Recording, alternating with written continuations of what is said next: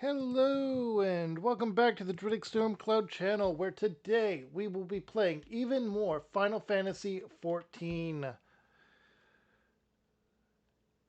Hopefully we'll be even reaching Stormblood soon because one of my favorite villains has an incarnation in this game.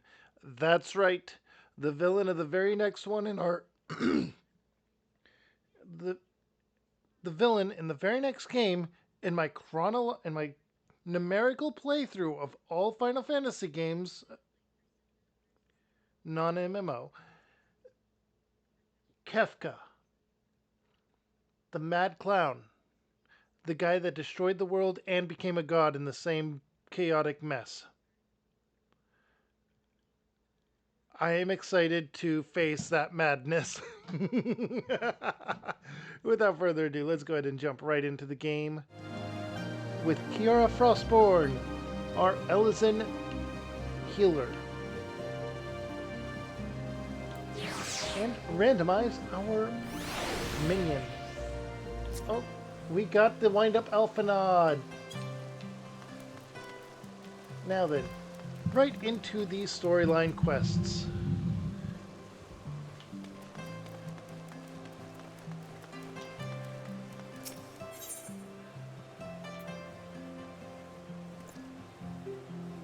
Okay.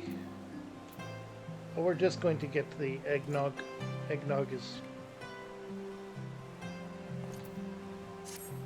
It's a benefit that it raises piety, but I do enjoy eggnog. Mistress Frostborn, you are come at a most excellent time. An invitation from a truly preeminent personage was delivered to the manor but a short while ago. Would that you had been present to receive it, but in any event, Sir Emeric de Borel, Lord Speaker of the House of Lords, Lord Commander of the Temple Knights, and Viscount of House Borel, cordially invites Mistress Frostborn to dine with him at his estate. You seem surprised. The messenger assured me that his lord had broached the subject with you at an earlier date, when the arrangements for the peace conference were still being finalized. Of course, the intervening moons afforded little opportunity for leisure, but with the happy advent of peace, 'tis plain the Lord Commander sees no further cause to delay. What say you?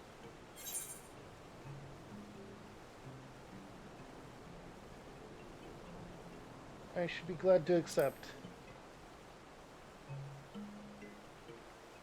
Indeed, who would not? You will forgive me if I seem envious. I shall send word of your acceptance to Borel Manor at once. When you are ready, pray report to the Astrologicum. They will have someone to escort you the rest of the way.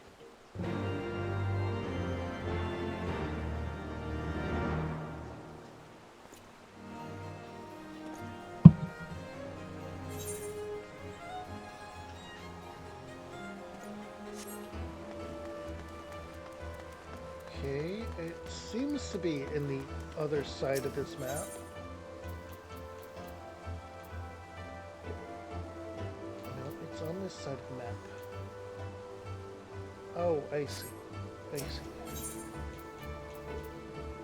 There we go. Because the astrologians, right.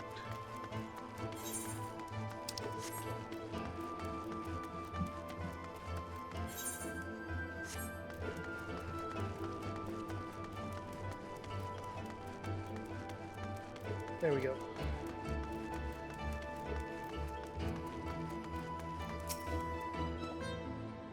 Greetings and well met, Mistress Frostborn.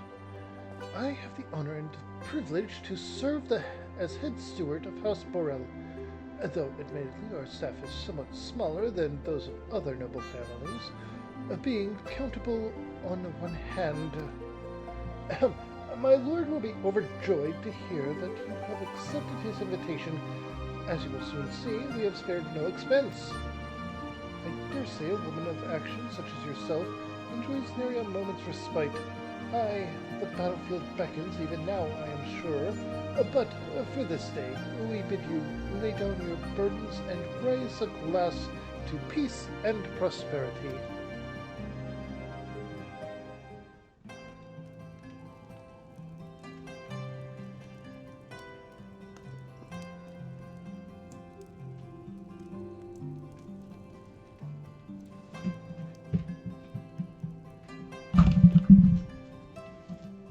Okay, that was close.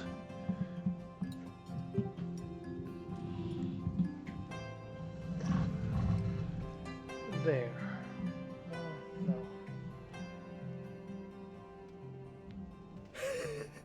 To think the Moogles would prove such harsh taskmasters. Forgive me. I did not know you had suffered so in your quest for the Horn.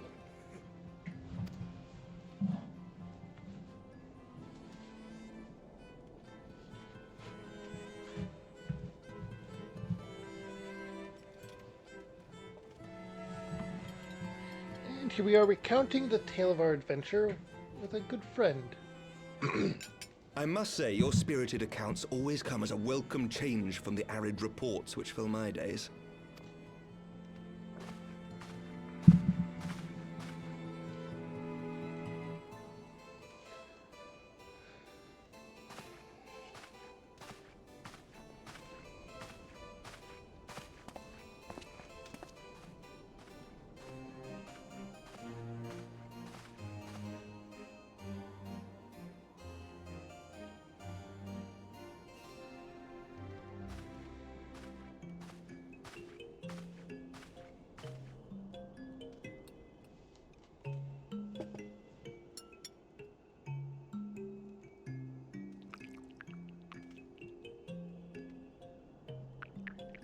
I think we're a bit wary of poisonings in situations like this since our last situation. Though I have lived in these lands my entire life, to hear you speak of them, there is much and more I have yet to see. Truly, yours was a marvelous journey.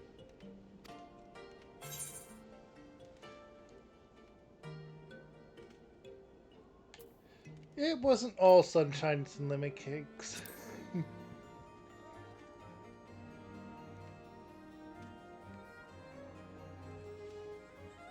Nor would I presume to imply otherwise. Neither I nor any man alive can truly understand what you have endured, and I cannot say with any confidence that I would have acquitted myself as well under the circumstances, much less grown stronger for it.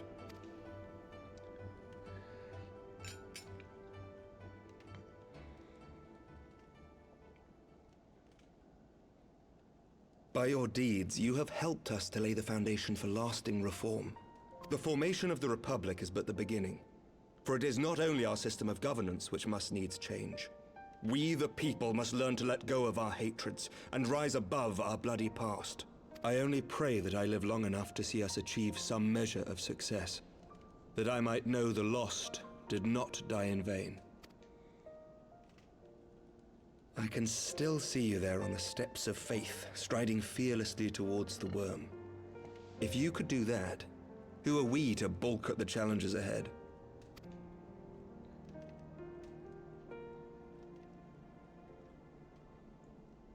The question of how best to strengthen ties with the other great nations of Eorzea has been debated at length in the Lords and Commons of late. As you may imagine, maintaining stability during this period of historic upheaval is our paramount concern.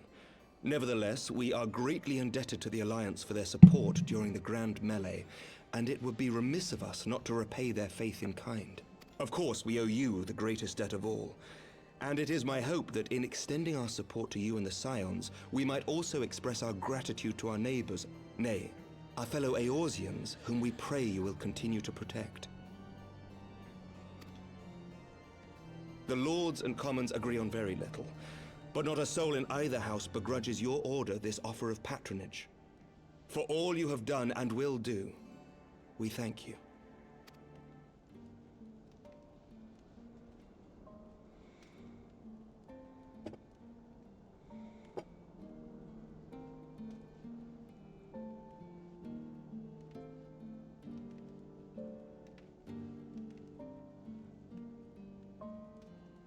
Don't be a poison situation.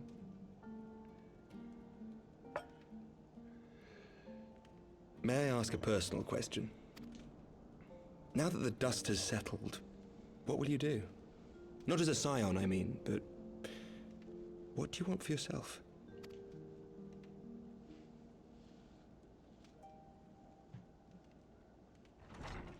Lord Commander, pray forgive the interruption. News from House Fulton? An urgent message for the Warrior of Light. I was instructed to deliver it without delay. Master Thancred returned to the manor a short time ago, bearing an injured maiden. Master Leveilleur and Mistress Tataru are tending to her wounds, but they like not her chances. Respectfully, my lord, they have requested the Warrior of Light's immediate presence. You must go to them, my friend, and I shall go with you. Not a moment of peace.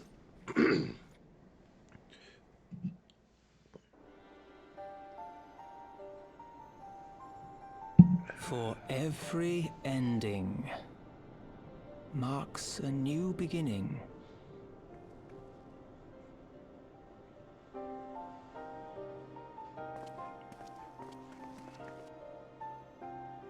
From tragedy and sacrifice, we rise to greet a new dawn, as did she.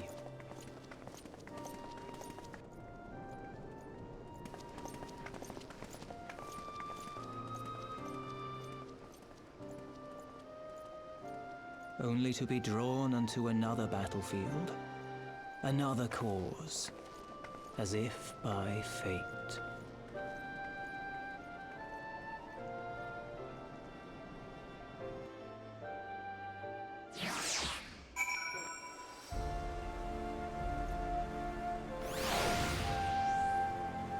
Alright, and we enter House Fortemps.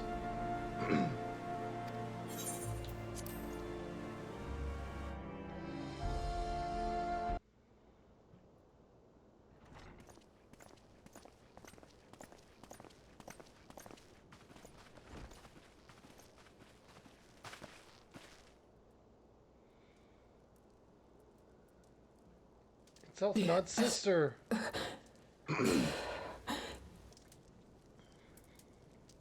Is that... Alisaie, Alphinaud's twin sister. She ran afoul of the Warriors of Darkness. I had been tracking them since the ceremony at Falcon's Nest. Little did I know I was not the only one. Evidently, she had learned of their activities and attempted to shadow them on her own. Poorly. I rescued her in the Twelveswood, and together we fled north. But though I made every effort to cover our tracks, they caught up with us on the Ishgardian border.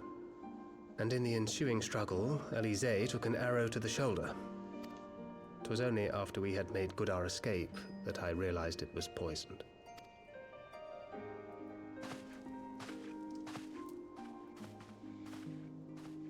Thank you for coming so quickly. And you, Sir Emmerich. Think nothing of it. How is she?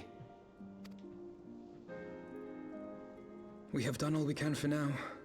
Although the immediate danger has passed, the poison yet lingers in her blood.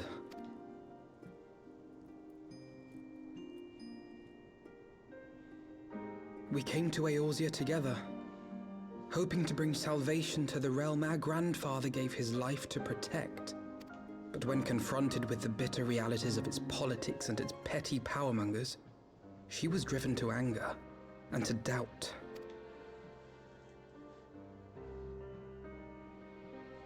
She refused to become embroiled in what she termed Eorzea's squabbles and distance herself from the Scions.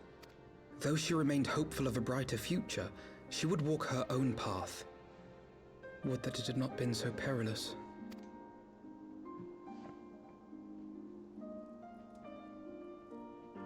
For all our differences, she's as dedicated as any Scion to the salvation of Eorzea. But more than that, she is my sister. To be reunited with her, only to lose her forever. Gods, even to speak the words. Take heart, Master Alphino. She will be attended by our most skilled Chirurgeons.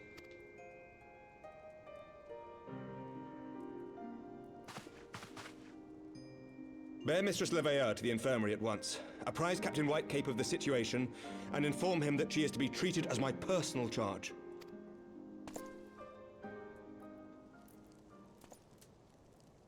Wait, don't go. Please, come closer.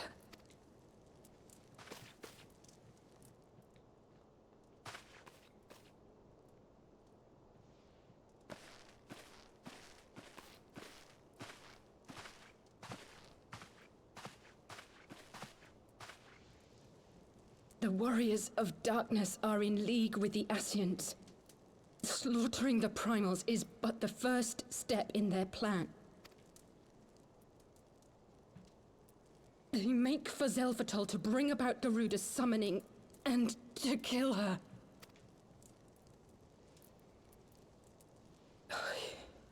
You must stop them.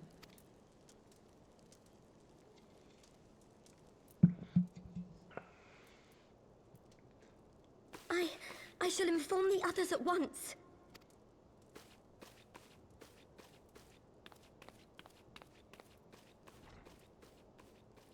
Master Thancred, I would ask that you accompany Mistress Leveilleur to the infirmary. Your knowledge of her injuries may well prove useful in determining her treatment. Of course.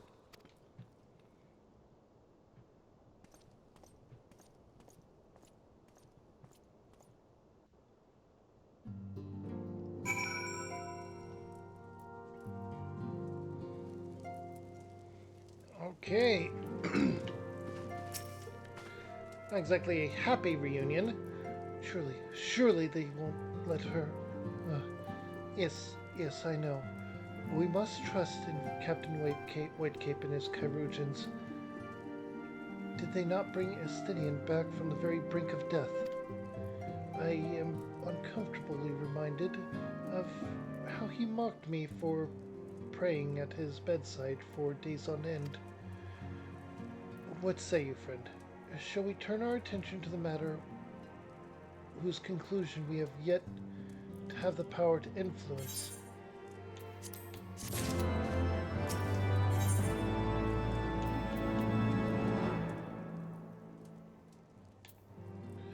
Shadows of the Fist.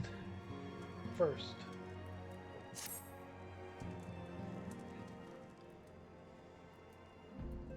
So, the Warriors of Darkness and the Ascians are conspiring to bring about Garuda's summoning, that they might put her to the sword.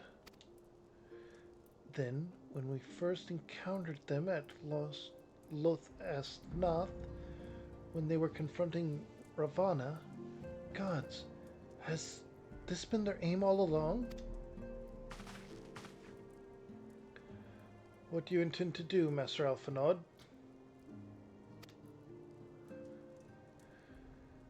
There is much and more I do not understand, but I know this. A primal summoning cannot be ignored. Alicia risked her life to uncover this plot, and we squander her gift at our peril. Kiara, will you accompany me to Xelphatol and help me stop the Exile's ritual? But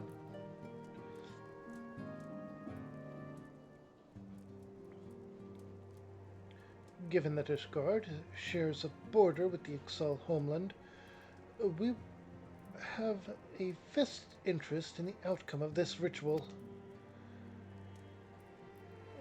We have been willing to suffer the Beastman's intrusions into Korthus, the Korthian Highlands, to a point, but the summoning of a primal is an escalation we cannot abide. We shall have our fastest airship, Master Alphinaud. The mountains of Zoltepel are not easily traversed, and this endeavor demands all haste. The gesture is most appreciated, Sir Emmerich, but I fear aerial approach is destined to fail. This is their homeland, after all. The Exile dirigibles are not to be underestimated. No. Experience tells me the only conceivable approach is by land. I believe it would be wiser to cross the Ixtopol by way of the mountain pass east of Camp Dragonhead. In that case, I shall send instructions for a contingent of the camp's knights to be placed at your disposal. They will secure you safe passage through the mountains and escort you there, or thence to Zeptopol. Though my men are unqualified to confront a primal, they are more than capable of contending with the Exile. We should be most grateful for their assistance, Lord Edmund.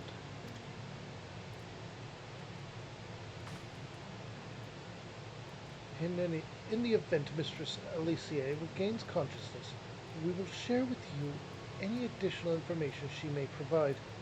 May the Fury watch over you and keep you safe.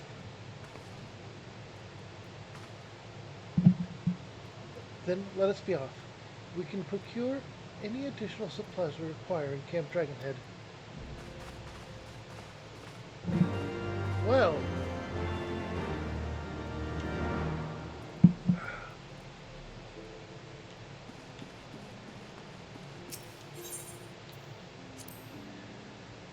this feels like a brand new area is opening up, which means we are in fact reaching Stormsong.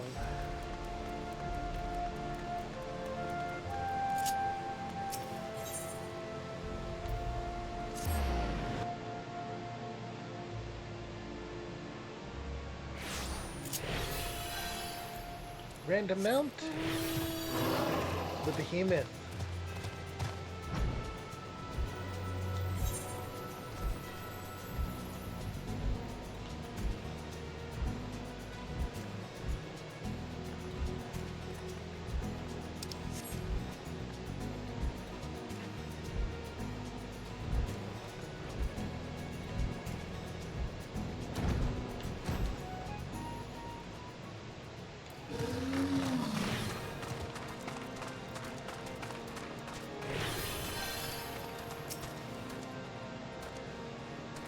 Have you everything you require then?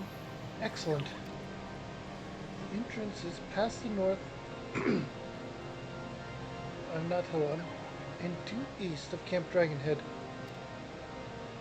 Though it is normally guarded by a score of Ixalan warriors, I have been informed that House Fortem Knights have already dispatched them.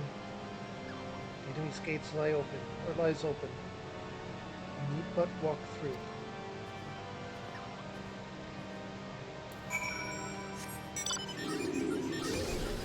Vakla.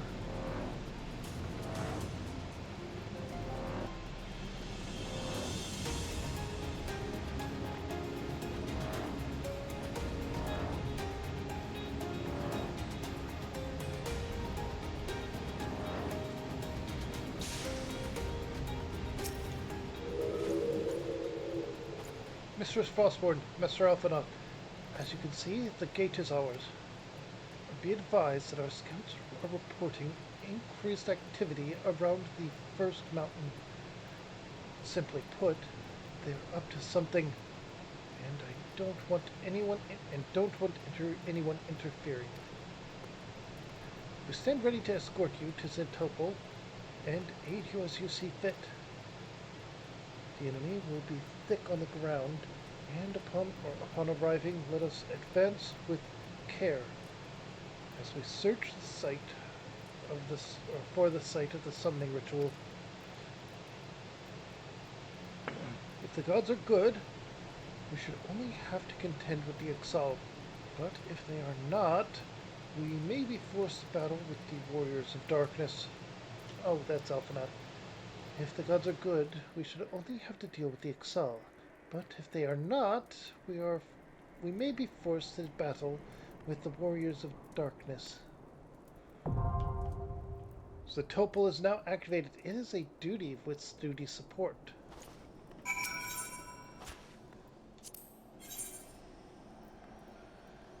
Alright.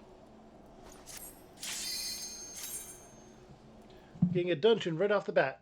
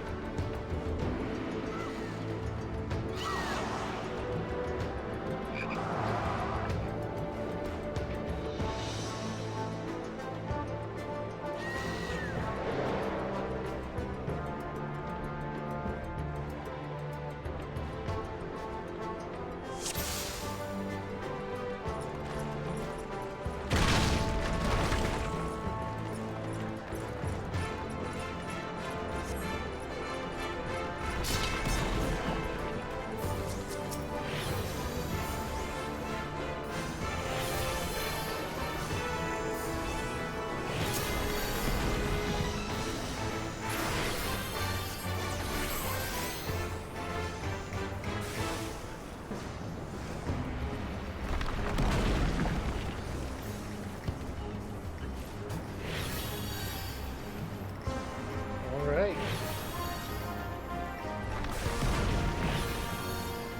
This is likely to be the very first dungeon of Stormblood.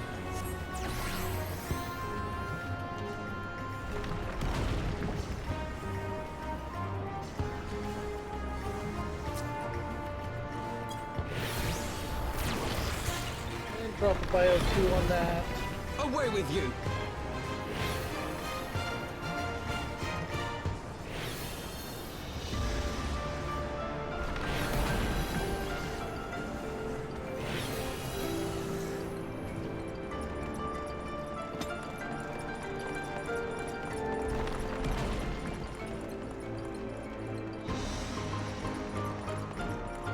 Okay.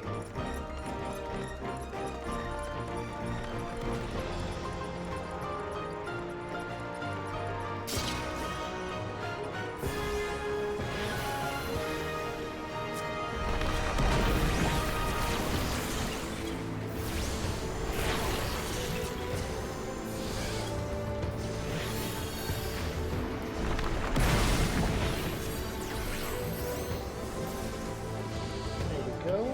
And out of the dropping folders.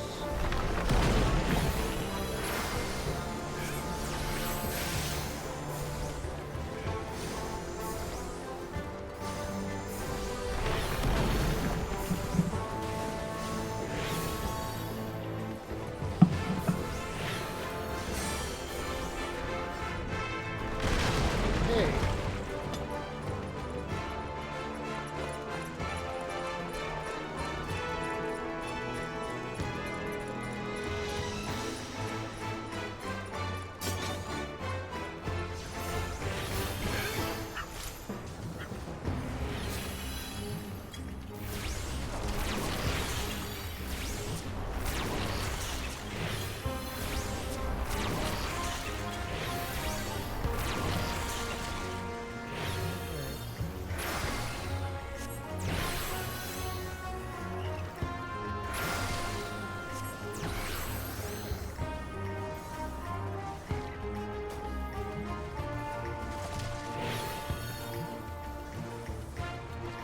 While we do have an AoE attack in Art of War, it is not that good a thing to utilize.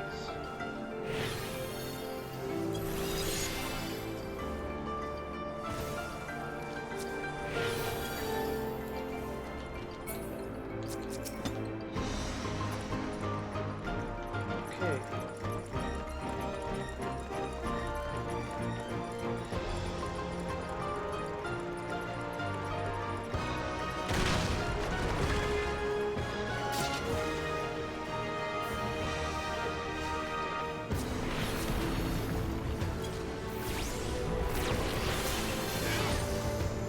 No treasure coffers here at all.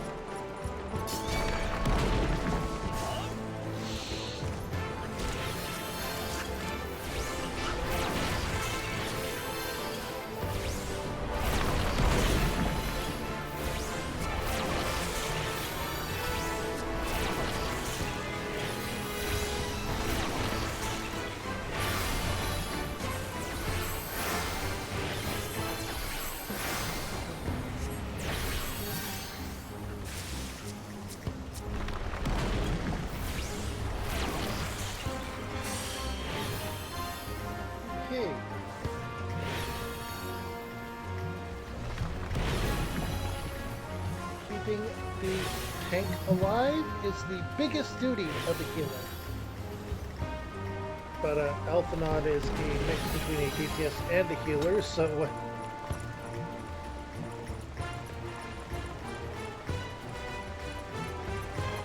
between that and my pet for this job, it's all a very easy situation.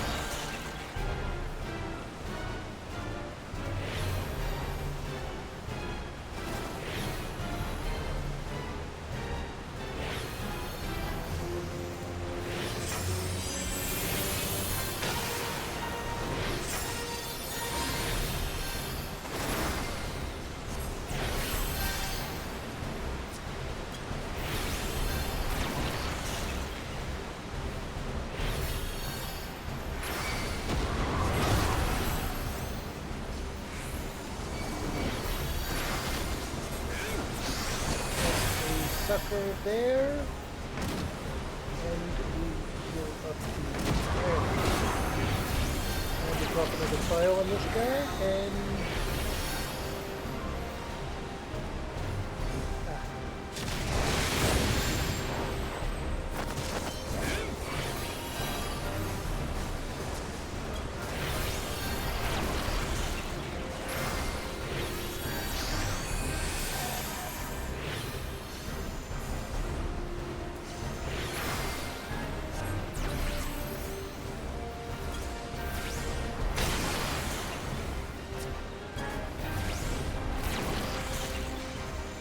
okay.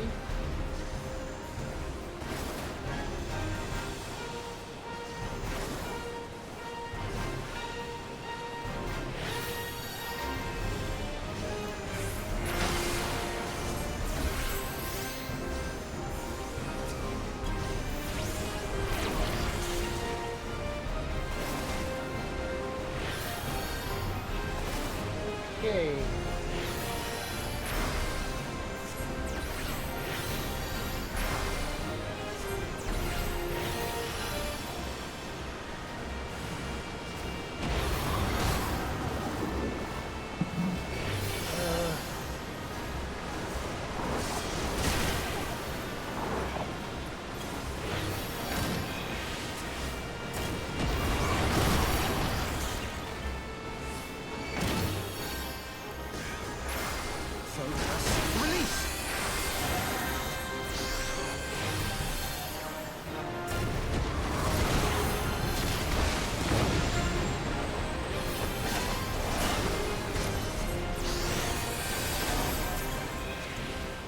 There we go, we managed to get through that.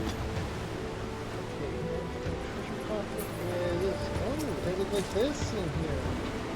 Valkyries! Valkyrie stuff. That is interesting.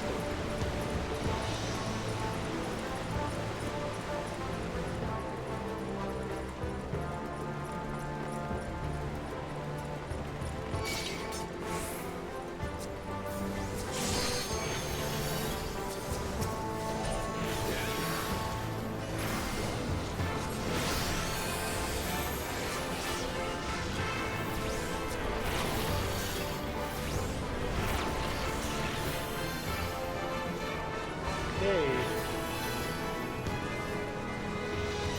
Away with you!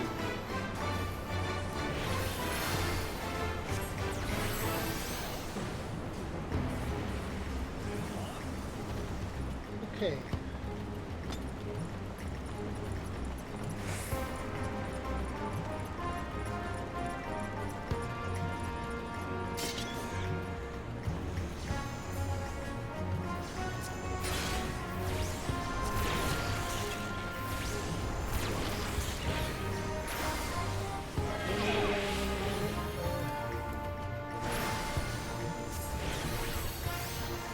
Now, why are you on the spikes?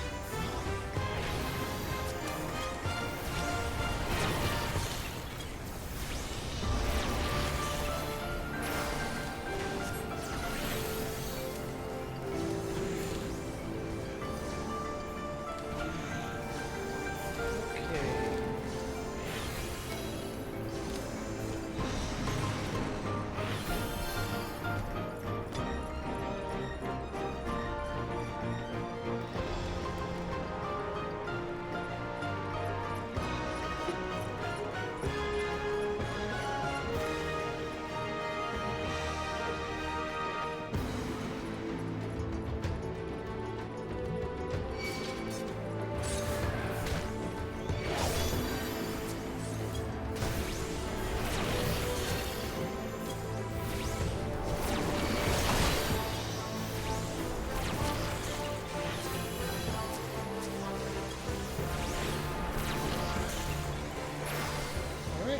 heal up our tank and keep him healed. Place a few bios around. That'll help things get knocked out faster.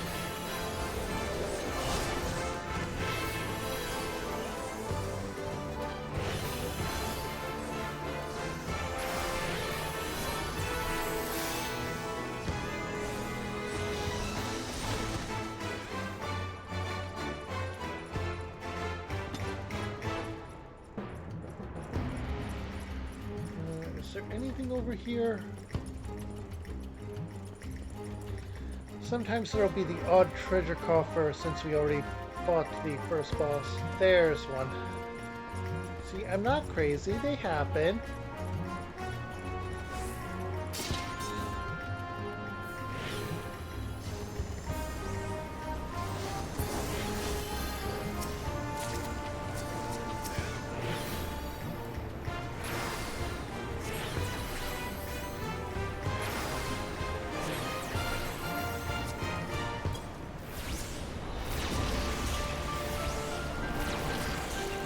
Away with you! Okay.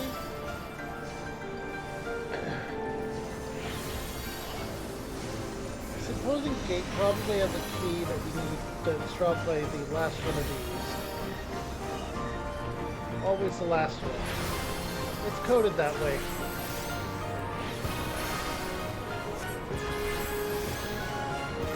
Away with you! Yep, bone key.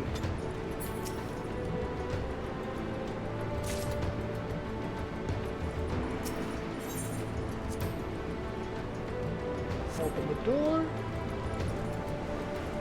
Oh, another treasure coffer. More Valkyrie stuff.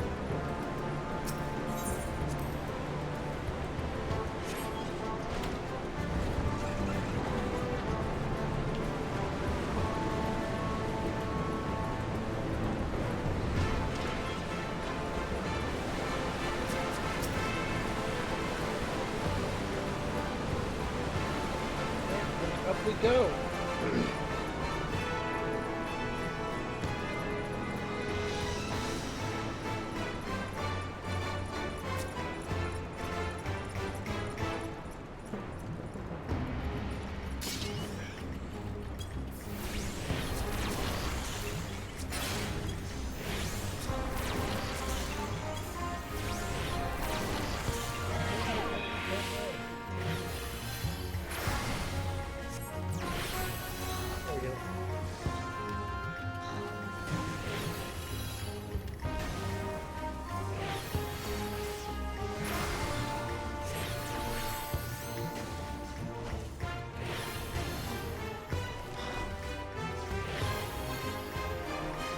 Okay.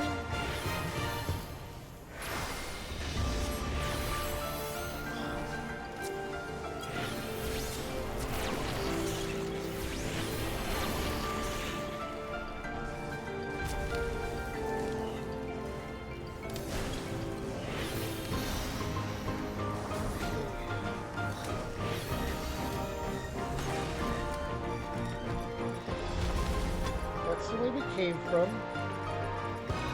And this is the way forward.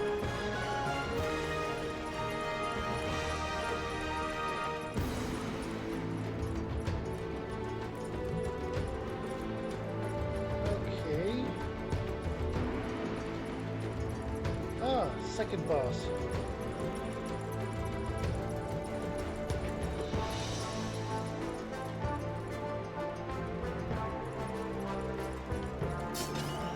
For the House of Levia! Got the bio on the boss. He has a fan, and this looks like there's going to be spikes here, so we're going to have to be... Well, yep, there are spikes there already now.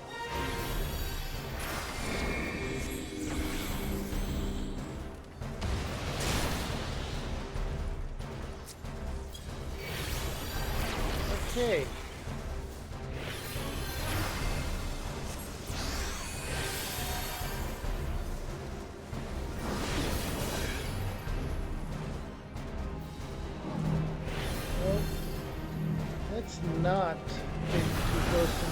just in case.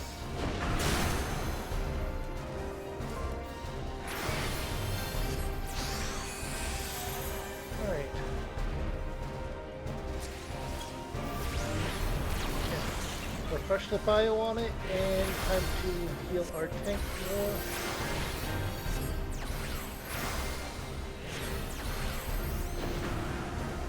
Yeah, that one targeted that specific one. Let's see.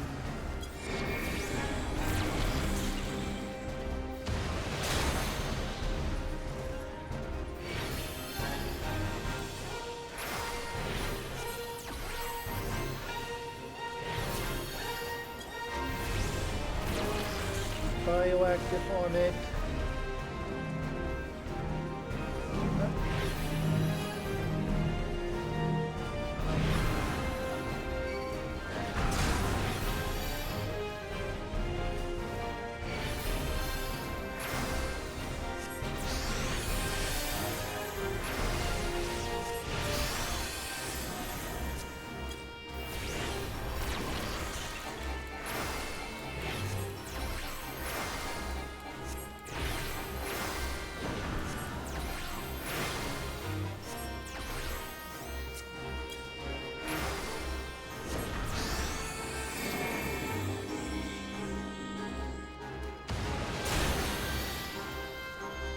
We're doing good, I would say.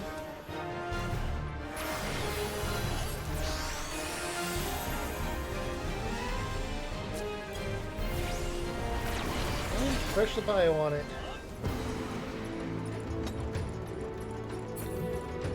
Treasure coffer. Valkyrie's Helm of Fending.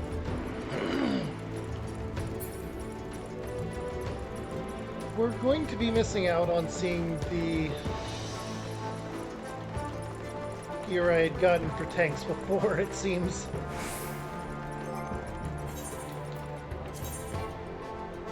Or not.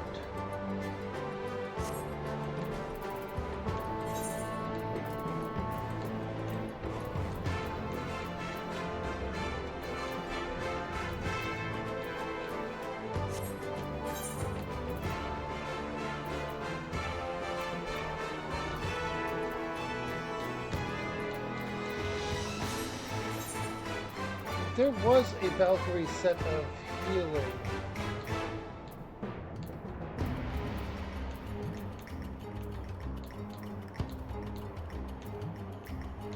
Ah, they're there. Okay, they are less than these ones we got right now. Okay.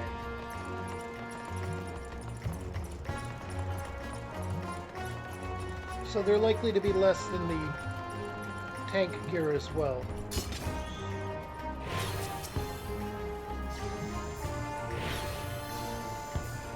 This, we just need to focus on keeping the tank alive.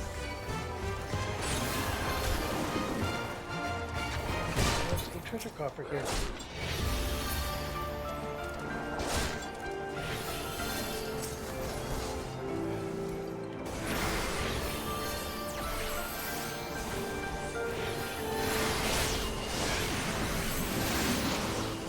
There's something we already got.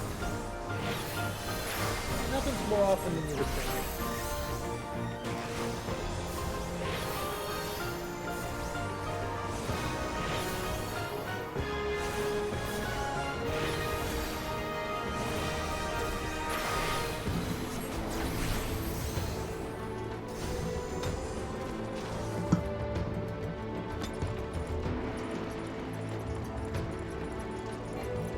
Okay. Tailwind Relic.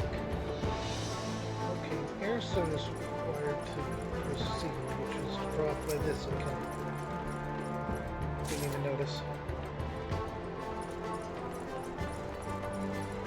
Okay.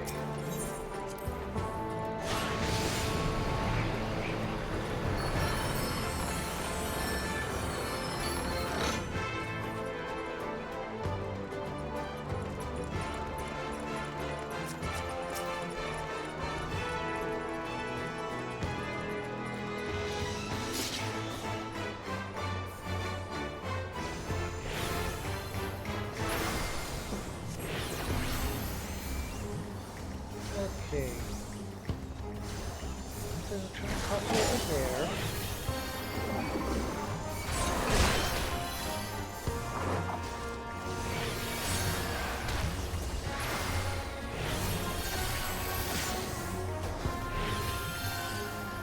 We're just gonna let the fight unfold as it is and keep the tank alive. Focus. Release! In fact, I have been doing a little bit of leveling off stream. I've not gotten things to where I can test out that armor Away with yet. you! And I'm glad that it seems that we will still be able to do so. Help me target the tank. Well, while this is going on, I'm going to go ahead and get the... I already have that. Another Genuine Relic over here. And no other treasures. So, grab this and continue on. The next boss should be the last one.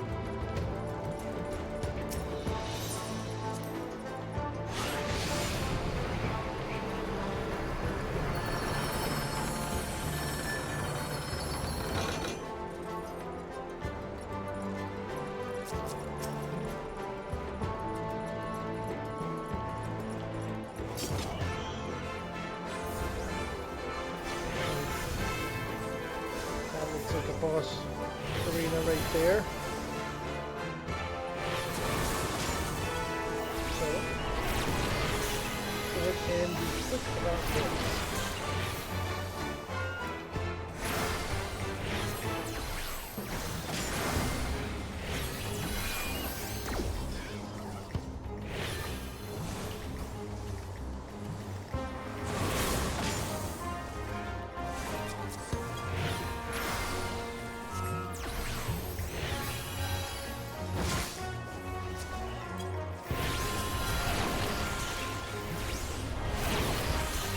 Scholar seems to be the healer with the most party survivability, if I'm being perfectly honest.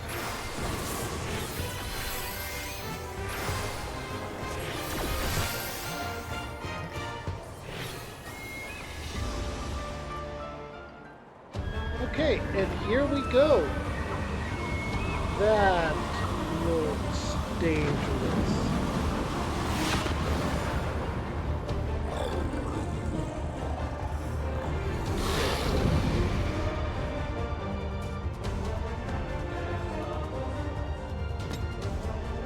Let's fight it.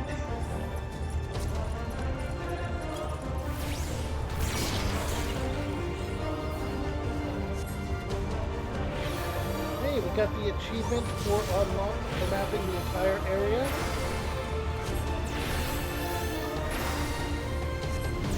I'm going to be zooming out a lot.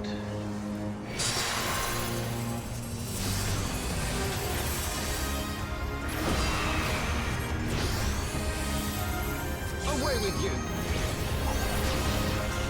Okay.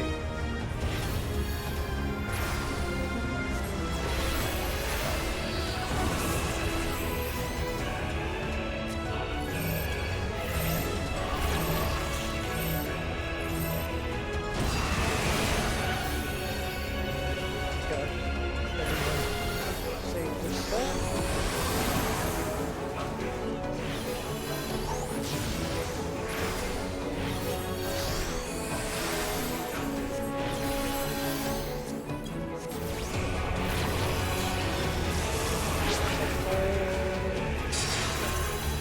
Oh, they summoned Garuda. What the heck?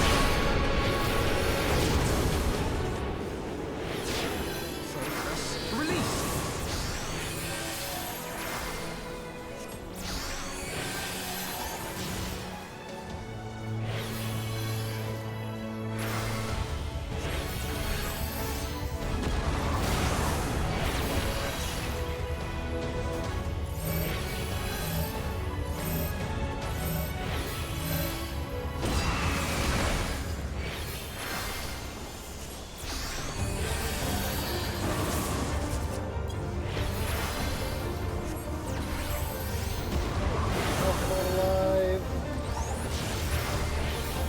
with you.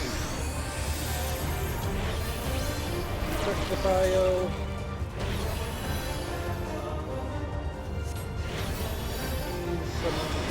Summon again. Near the center of the map. Oh, this is different.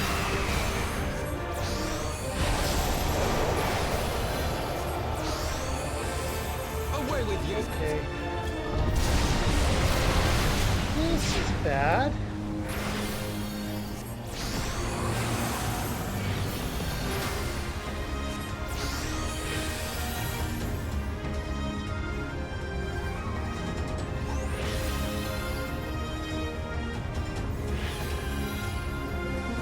Good.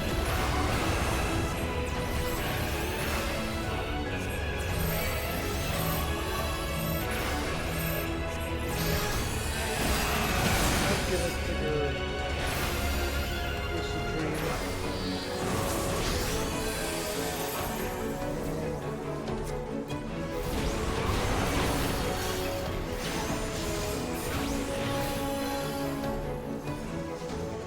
Should be royal. Isn't it?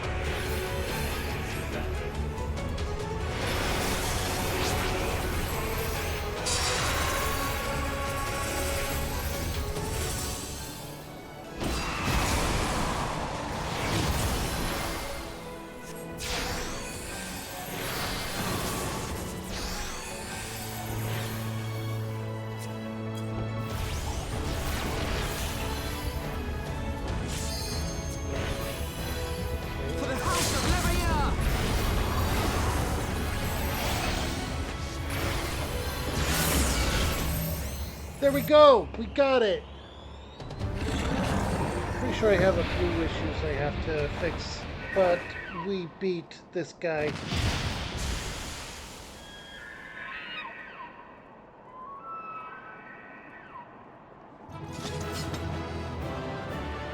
Duty complete.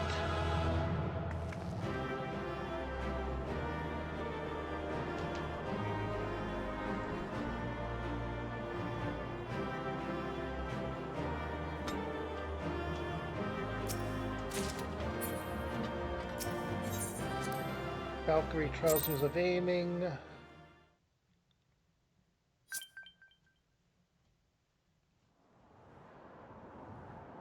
So they were unable to see the ritual to its completion.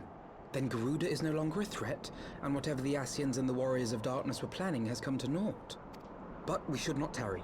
The Knights have secured our path to safety. Well, well. What do we have here? You'd better not have killed the Primal without us.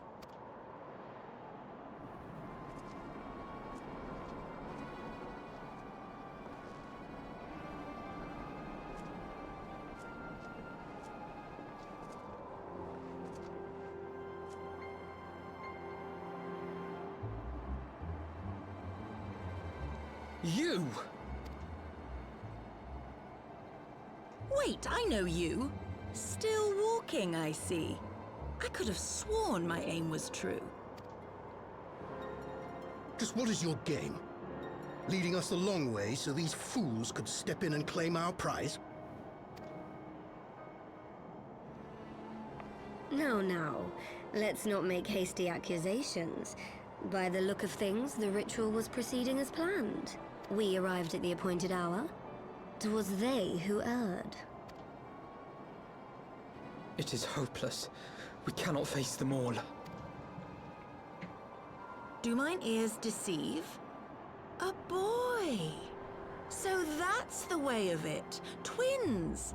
You had me worried for a moment there. Know that I will happily make it quicker for you, if you just stand still.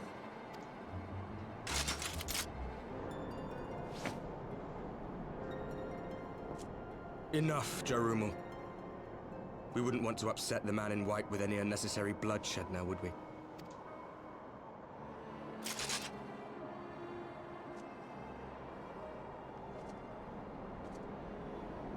You've been awfully busy since we were kind enough to spare your lives.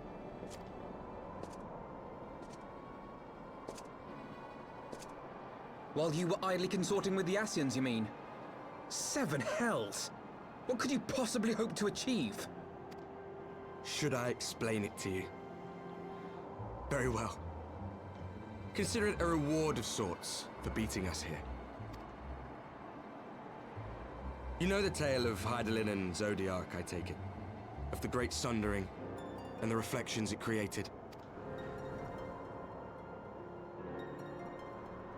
Across 10 and 3 they were divided.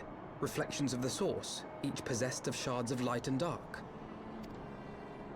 Just so. One of those reflections, the one nearest to the source, is our home. And we were the heroes blessed with her light.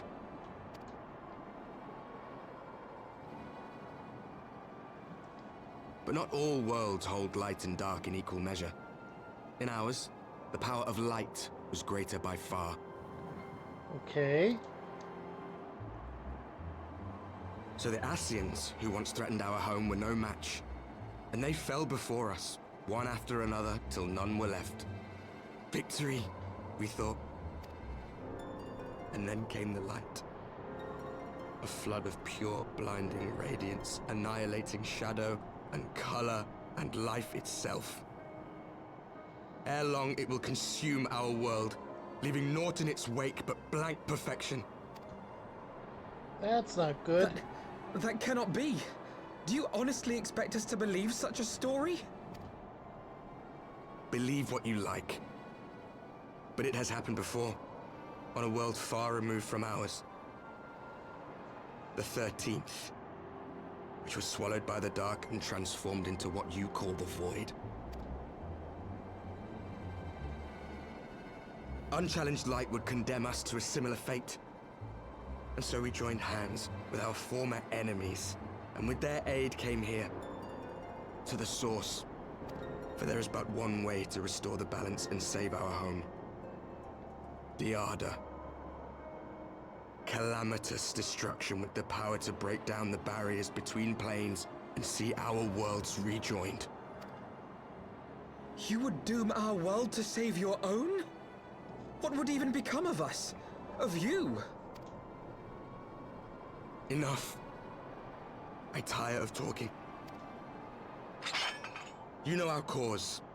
You know what is at stake. We are prepared to do whatever it takes. Are you?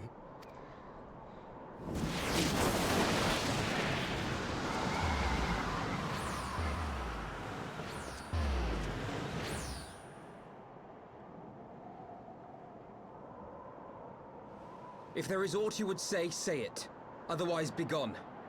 You have no friends here. Are you sure about that?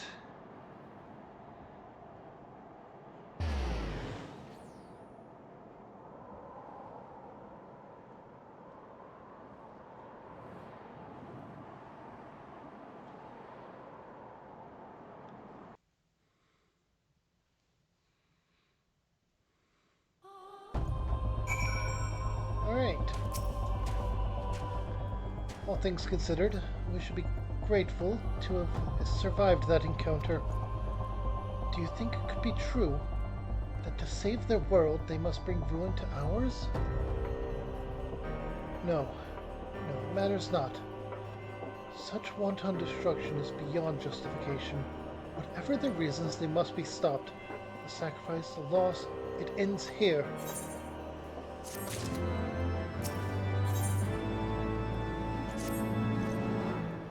Forgive me. This is neither the time nor the place for idle introspection.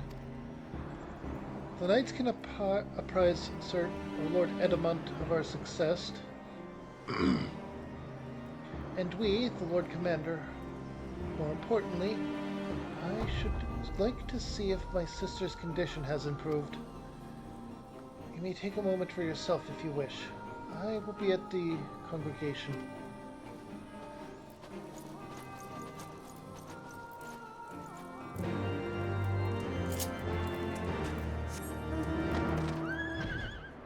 And the unicorn as we head back to Ishgard.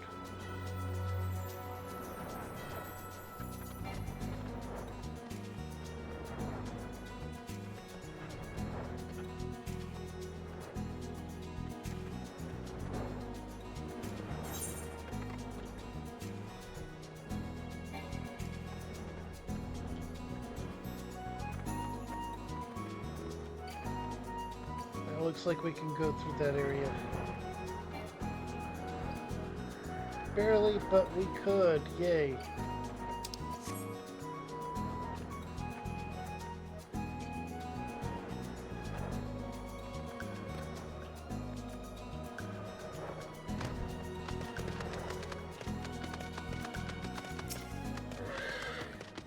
Ah, yes. The ward. You may pass. Because we are a ward of House Fortemps.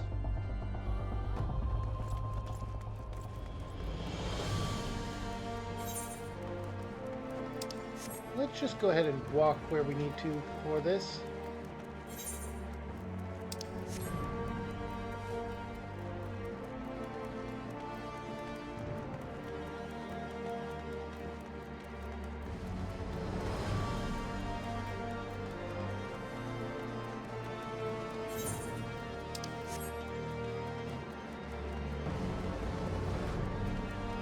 There's Alphanod.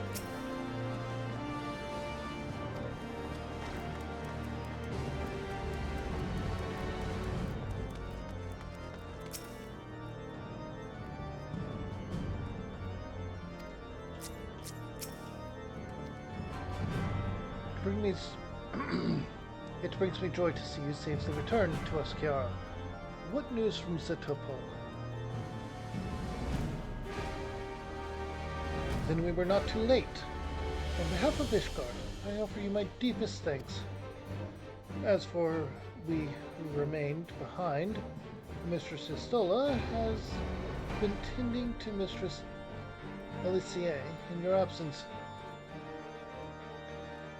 And I am pleased to report that she has regained consciousness. I imagine you have many questions, especially given your recent encounter with the Warriors of Darkness. I know I do.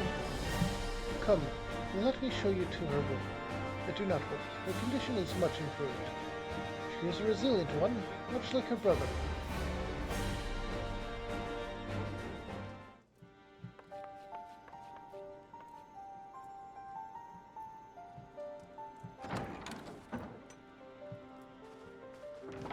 Alize, how are you feeling? Well enough, brother. Thanks to the kindness of our hosts. They told me you had departed for Zelfatol while I was still abed. I slept much better knowing that. Thank you. I take it your mission was a success.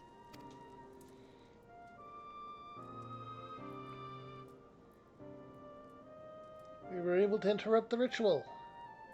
As if we needed any further confirmation that they are in league with the Ascians. But to save another world? I think not. I too thought his story fanciful at first. But it is possible there may be a kernel of truth in all of this. At the very least, none of his claims contradict the word's account. You were following these people, Alize. Why? During my travels, I had oft enjoyed tales of the Scions and their exploits. But after a time, I began to hear whispers of a gifted and theretofore unknown band of adventurers. Adventurers who had supposedly sworn to travel the realm slaying primals in the Scion's stead.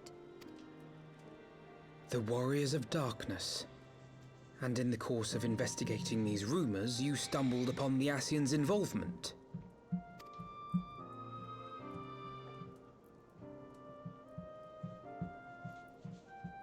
Yes, exactly. Forgive me, but if these Warriors of Darkness mean to bring about another calamity, to what end do they hunt primals? To prompt an escalation. To deepen the Beast Tribe's feelings of helplessness and despair, and thereby drive them to summon ever more powerful gods. And lest we forget, these events do not occur in isolation. With their patron deities being slain left and right, the news of man's victory over Nidhogg must surely have sown panic in the minds of the Beastmen. 'Tis no wonder they wish to defend themselves.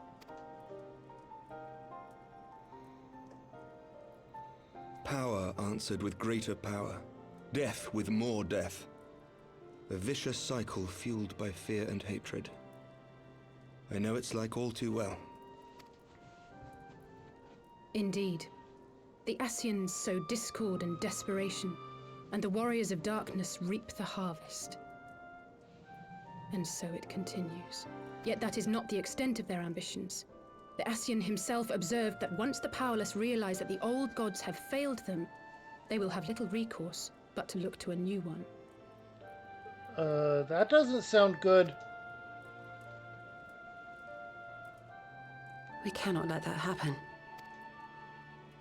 It should come as no surprise, but Alize and I have uncovered evidence that the Ascians have been manipulating certain parties to ensure that a constant stream of crystals flows into the hands of the beast tribes. If we sever these supply lines, we should at least be able to slow the escalation. Agreed. Kral and I shall journey to Zelphatol and learn what we can of the Ixal's source. Then I, for my part, pledge to lead a similar investigation into the origin of the Nath supply. Sir Emmerich? As a member of the Eorzean Alliance, Ishgard is honor-bound to play an active role in maintaining the security of the realm. You might also say that I have some personal motivation, given the Ascians' dealings with my father. However, I make no secret of the fact that my knowledge of primal beings is scant at best. As such, I should be most grateful if one of your order were to assist me. Allow me, Sir Emmerich. I have dealt with the Nath before.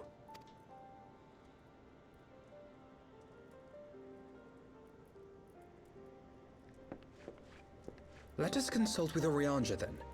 Given his dedication to the study of primal beings, I should be surprised if he could not tell us something of value. Allow me to accompany you, brother. And before you think to refuse, know that I am not the girl I once was. I shall not be a burden. You have my word. But Alize, you...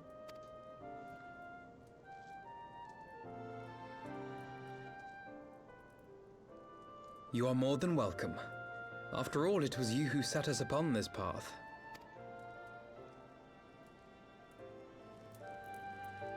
Wait a minute! I'm afraid I can't allow you to leave just yet. Not until you try on the new outfit I prepared for you. Tataru.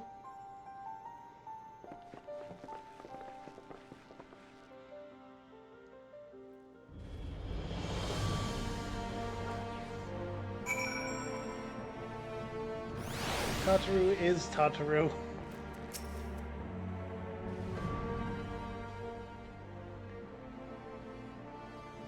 Would I be right in assuming that he would have not spoken with my sister since one of the memorial services, was it? We did have the option to do so as a quest line that I did not complete. By the 12, it seems a lifetime ago. I should like to think we have both grown since then.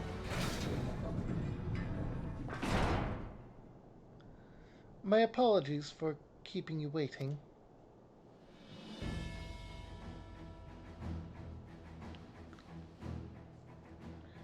They're both book wielders.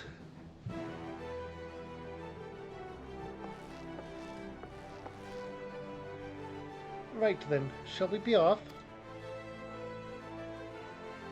Tataru never ceases to impress, though for a moment I feared she might furnish you with an identical outfit. Praise the 12, she did not. Mother and father were rather too fond of making us wear matching clothes. Do you remember the time at the stadium when that girl of yours crept up behind me in the hall and whispered, "Sister, please. She was not my... Oh, we cannot have this conversation in front of the Warrior of Light? Or can we not have this conversation in front of the Warrior of Light? So be it. Another time, perhaps. It is an honor, Kiara. I realize we are barely acquainted, but having heard so much about you, it hardly feels that way.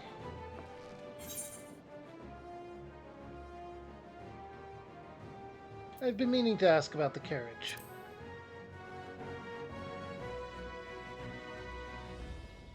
Ah, yes, the carriage that so fortuitously arrived to spirit us away from Old Da after the banquet.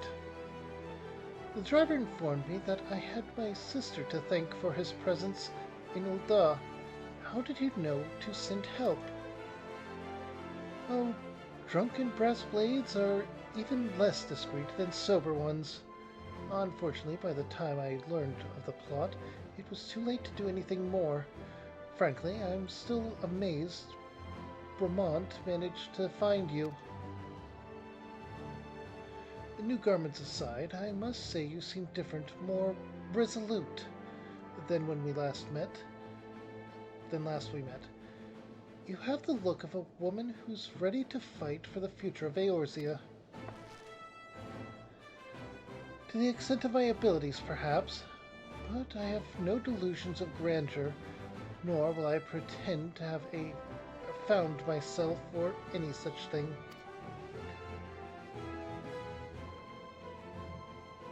I am here today because I would regret it if I weren't. That is all. Fair enough. Let us depart for the Waking Sands, then, and see if Orengier can be of assistance.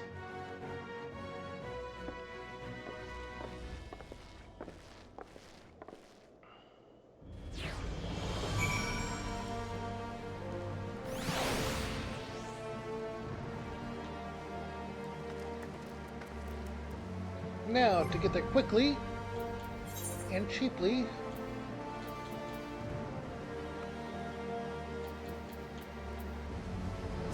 Vesper Bay ticket.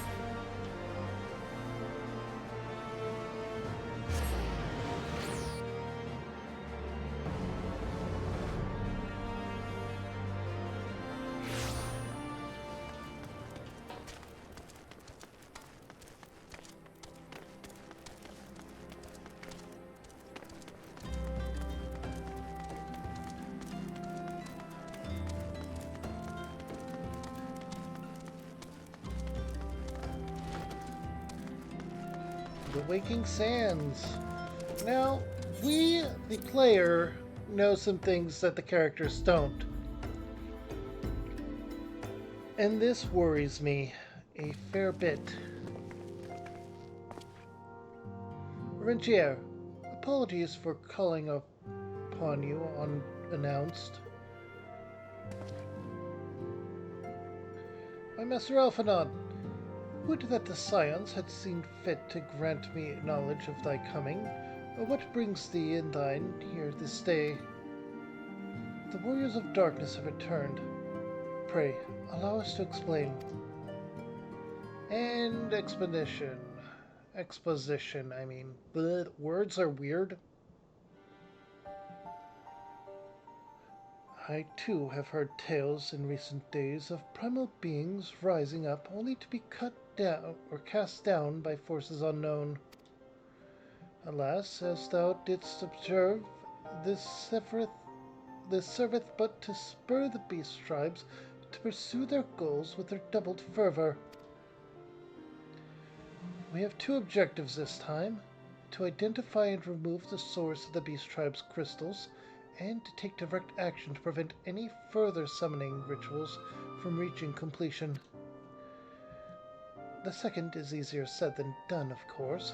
While we were fortunate enough to learn of the Ixal's plans before they came to fruition, I should be surprised if the warriors of darkness and the Ascians did not have similar designs elsewhere for which we have no knowledge. Thou wert wise to come hither. For this very day did I receive tidings most troubling from across the Strait of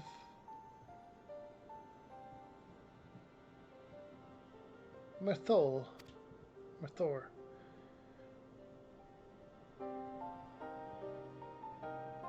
Ogumoro stirreth, and there are whispers that the Lord of Crags neareth his return.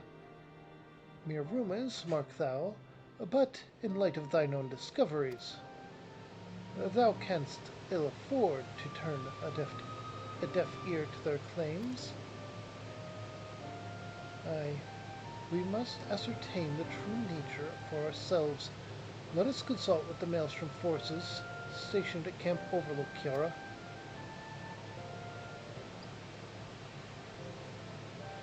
Thank you for your counsel, Arangier. Pray, inform us should you learn aught else. I shall.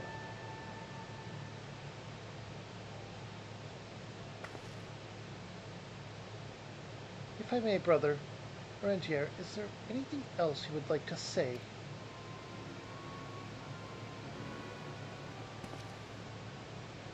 Alicia? If not, then never mind. I only ask because you are normally rather more verbose.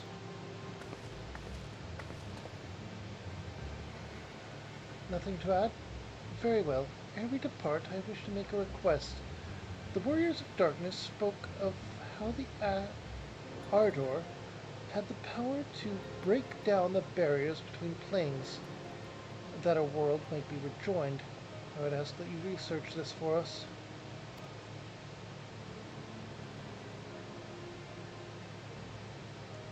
Being nowhere near as well read as you, I'm sure I wouldn't know where to begin. With that said, I have heard tell of a promising tome. The Garuan Oracle. Mayhap you could start there.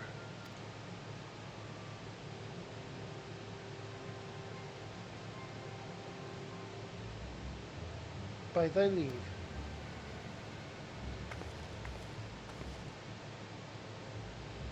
Camp Overlook, was it? Very well.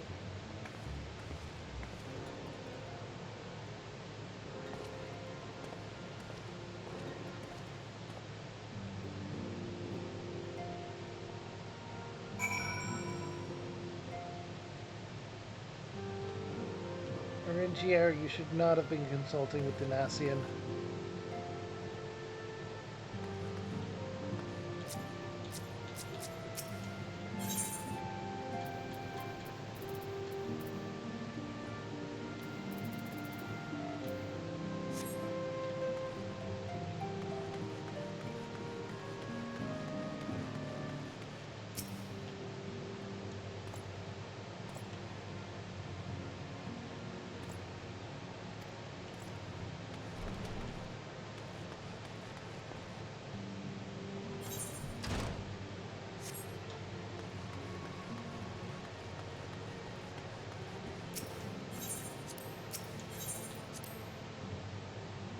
All right.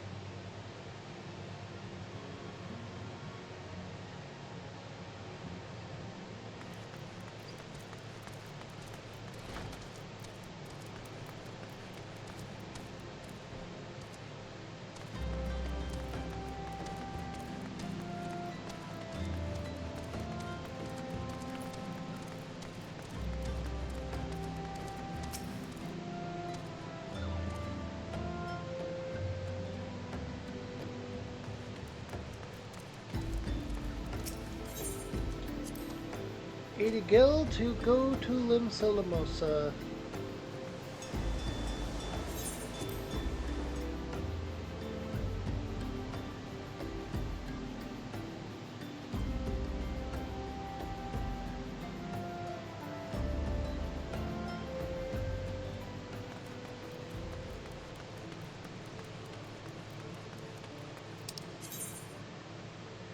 Camp Overlook is in Upper.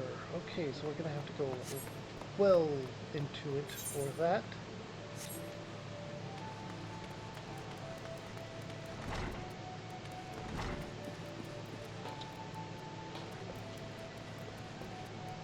There was one thing I wanted to try and look into, though. There should have been a quest that would let us change our companion or our summoned pet's appearance.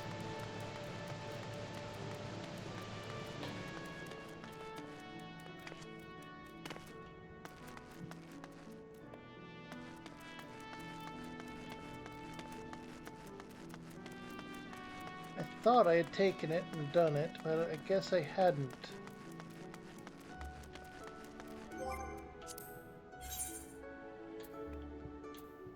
Salamosa that came from the deep. Redania, Ul'dah, the Waking Sands, Outer.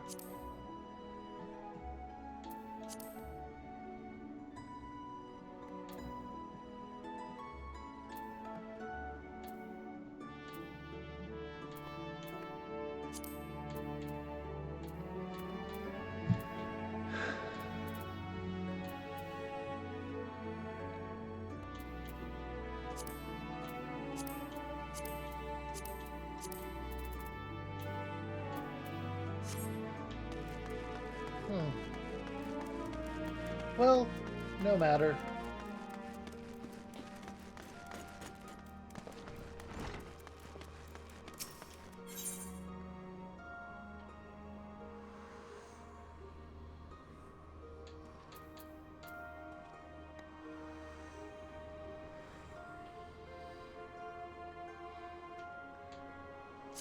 I will check up here, though, real quick.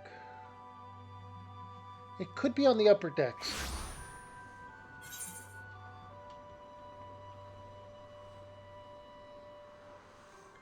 It's the Green Death.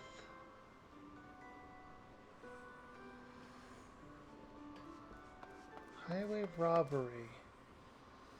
That wouldn't be it. Oh well.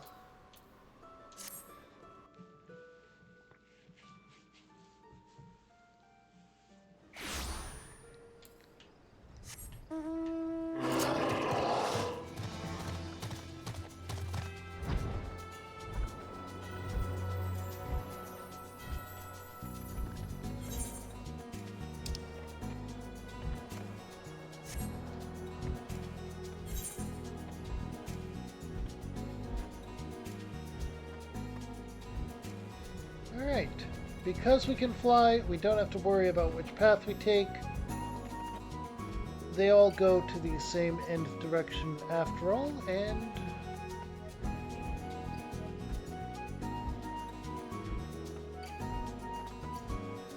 yeah.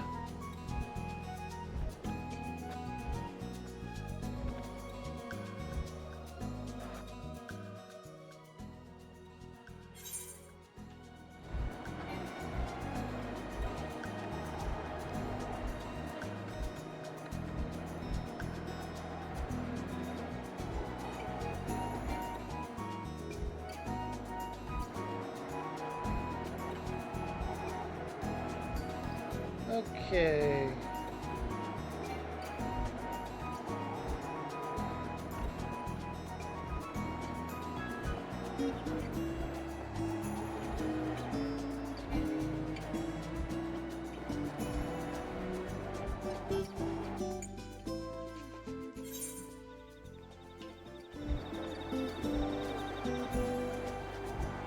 I mean, not upper, but outer.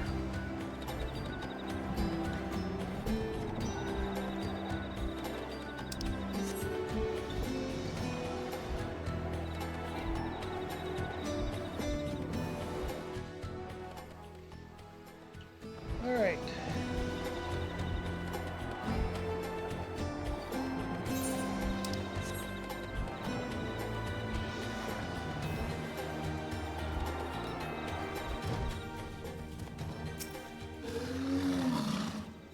Seven hells.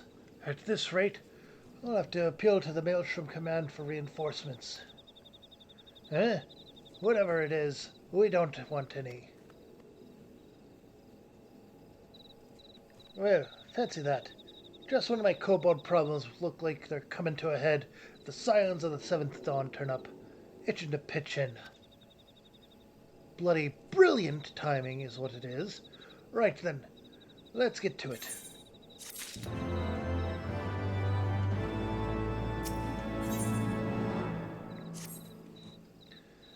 So, our friendly neighbors in that place have got much more aggressive of late, just as you said. Matter of fact, our scouts spotted one sniffing about the stores just now, likely looking to make off with an armful of crystals. I'll be damned if I'm about to let that happen. Lend a hand and help us search the camp for the little bugger, would you?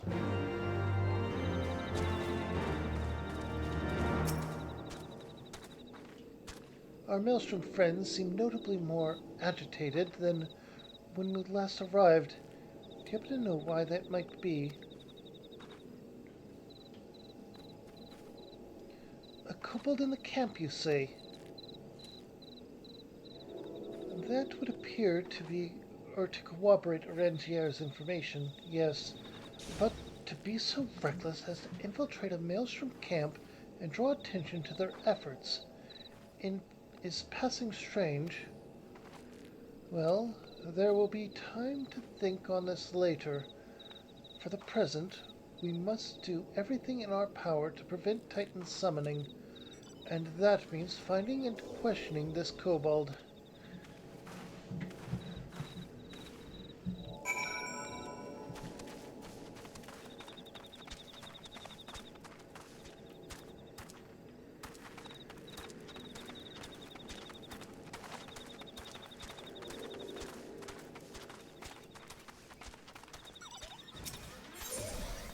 Oh, that is for the mechanic job, right, you guys.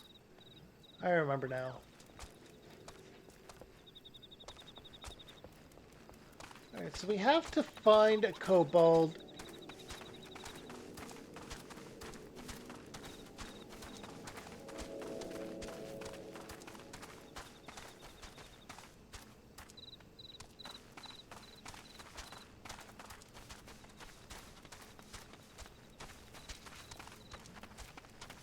Yep, there it is, okay.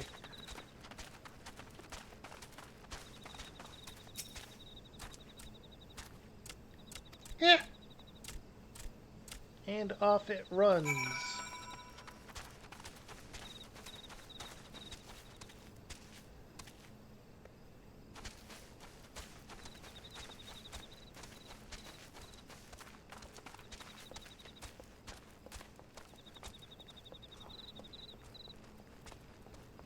Hiding under the steps, basically.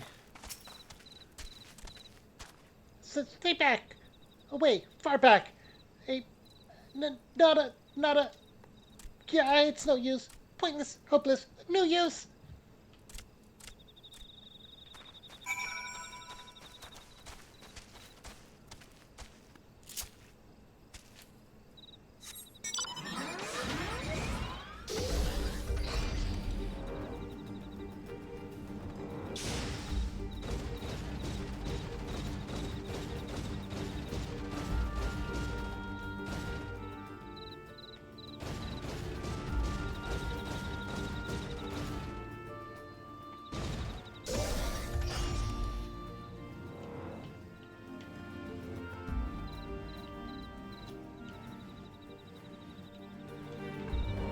There you are. But please, don't hurt me. I only wish to talk. Yes, just talk. Ah!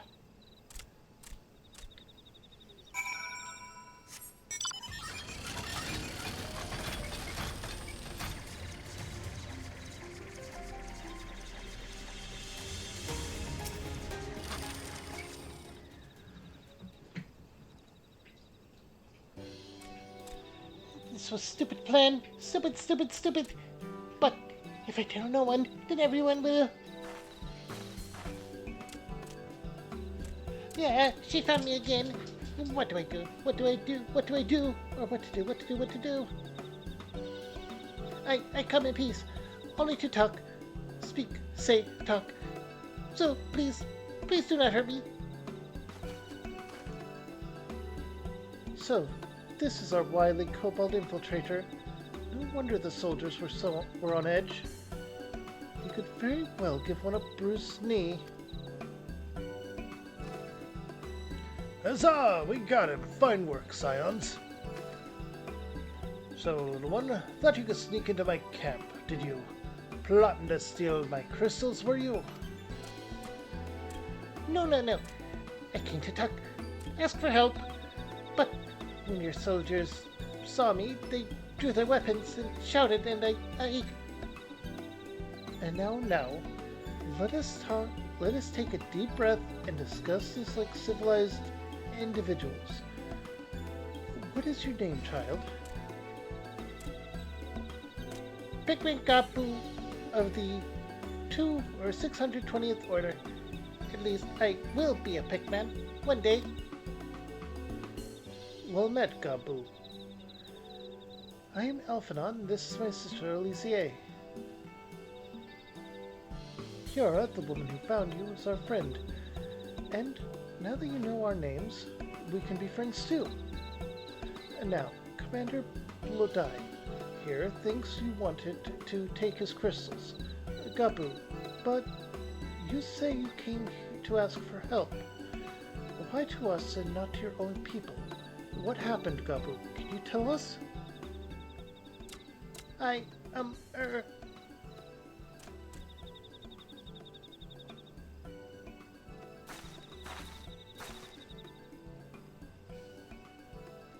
No one's going to hurt you, all right? Not while we're here, I promise.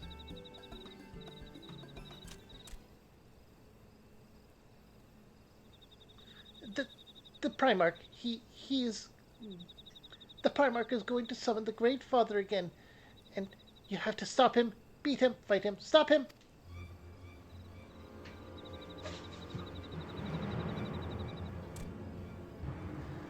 Gabu's parents said they didn't want it, along with many others, but the Patriarch wouldn't listen.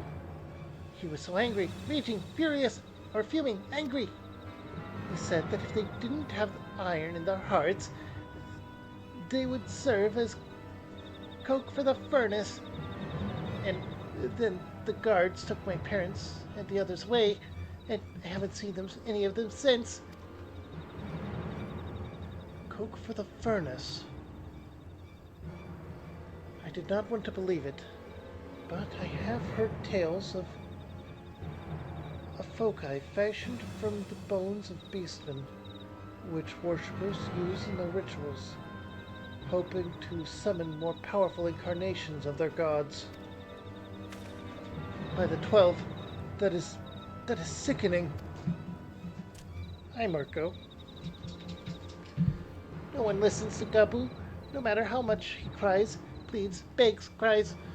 They do not listen, only talk about punishing the Overworlders and praising the Great Father. Gabu loves the Great Father, but loves his parents too. So please, help Gabu stop the Patriarch and save his parents. Hi, Marco. Commander, advise Maelstrom Command that Titan summoning is imminent. Should the worst come to the worst, we will require their support. Time being of the essence, we three shall attempt to infiltrate the Kobold stronghold, secure the crystals, and free the prisoners. Well, if you're sure, you'll forgive me if I don't seem optimistic. We'll make ready just in case.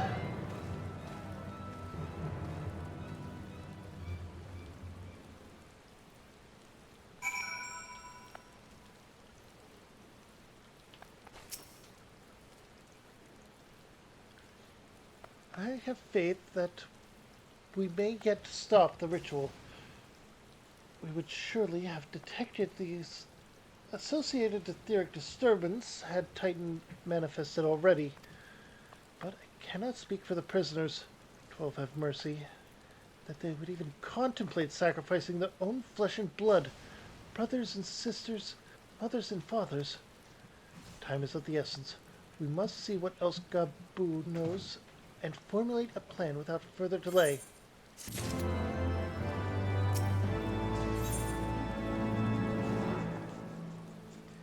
The beast that mourned at the heart of the mountain.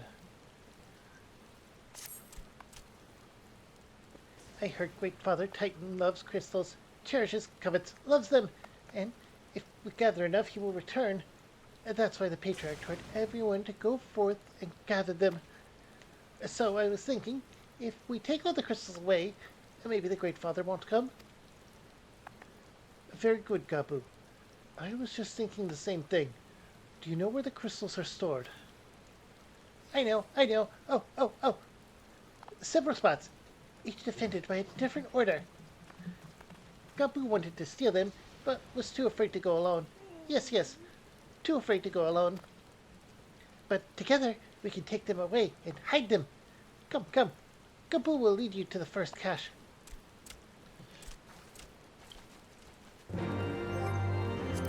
I'm also going to take a moment to look at my completed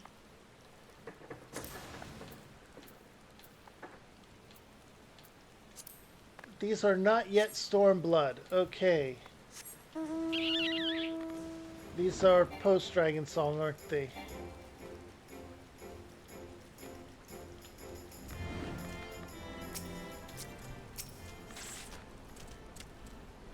Quickly!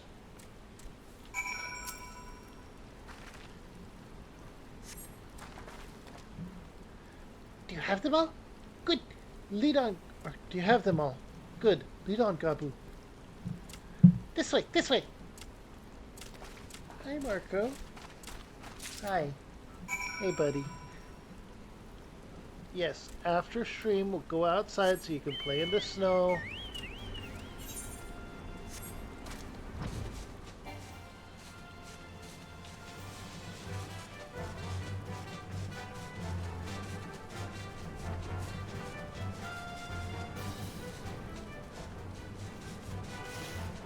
There we go.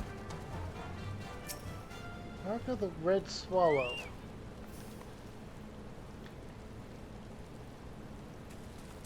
Oh, this is for a different quest. Okay. That's for Remember the Fallen. I see.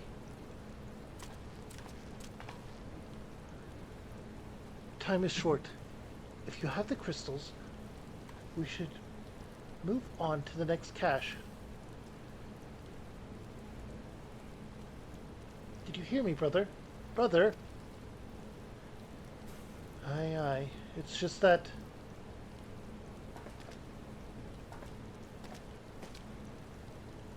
I'm quite certain that crate once bore Ishgardian seals.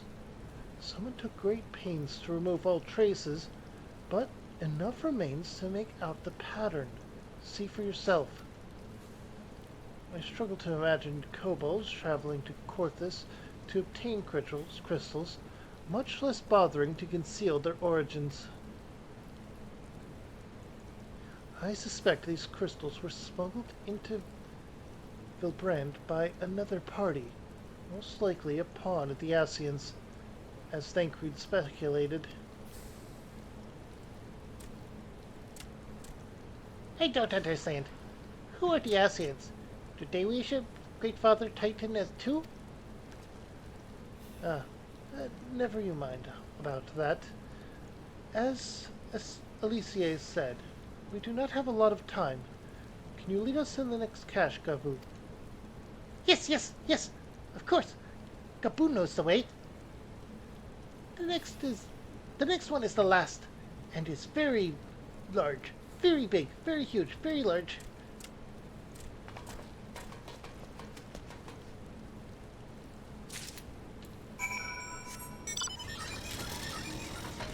And is probably going to involve a fight. So let's go ahead and summon our Chocobo.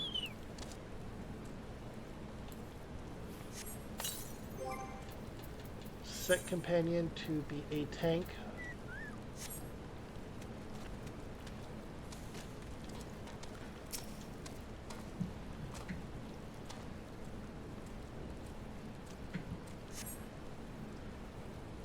Though you cast about for a time, there's no sign of the crystals. Uh-oh.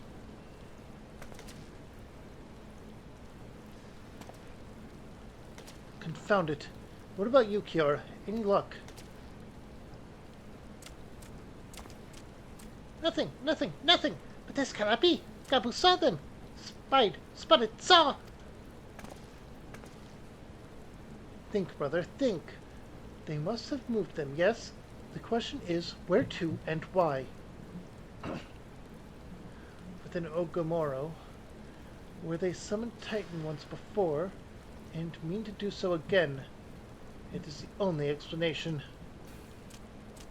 What about Mother and Father and the others? We have to help them! And we will, Gabu. We will. Stay calm. We still have time.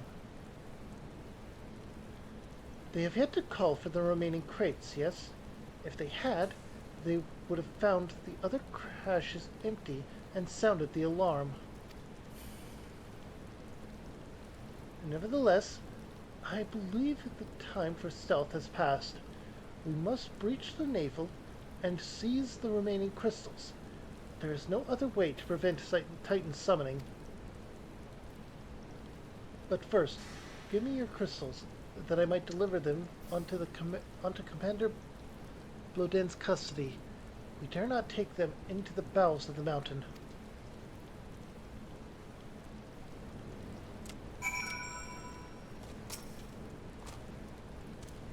The crystals, Kiara, if you would be so kind.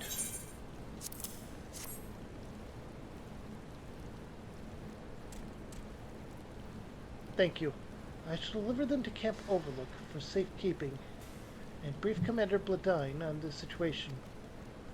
Pray, go ahead. As I recall, there is an aetheryte within Ogomoro mines that should deliver you to the navel. Gabu doubtless knows the way. Wait there for me. I shall rejoin you anon. Strange. I would have thought you eager to remain in the thick of the action. But if this is what you would prefer, then Godspeed, brother. This way, this way!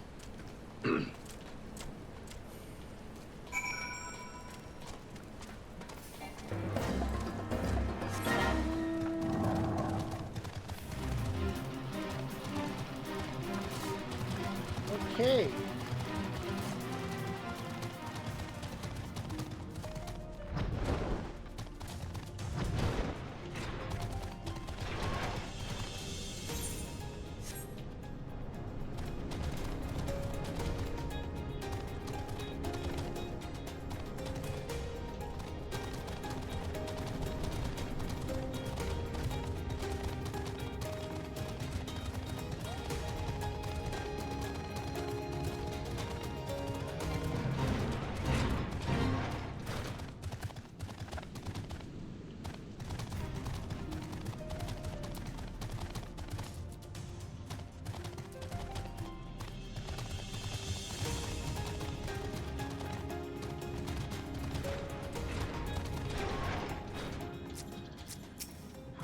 Here we are.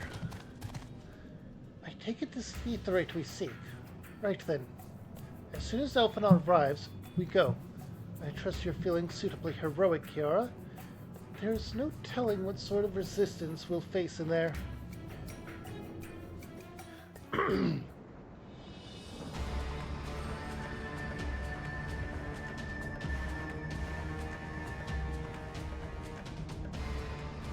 Quickly, you cards! Swiftly! Briskly, swiftly, quickly! I will not suffer any further delays!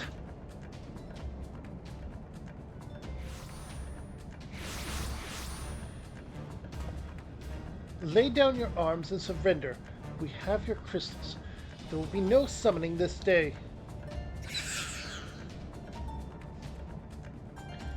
Covert dwellers here, but how did you... Where are my parents, Patriarch? Where are they?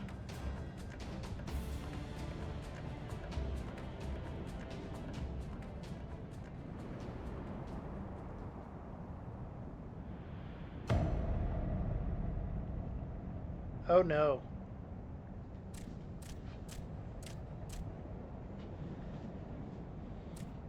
Father! Father!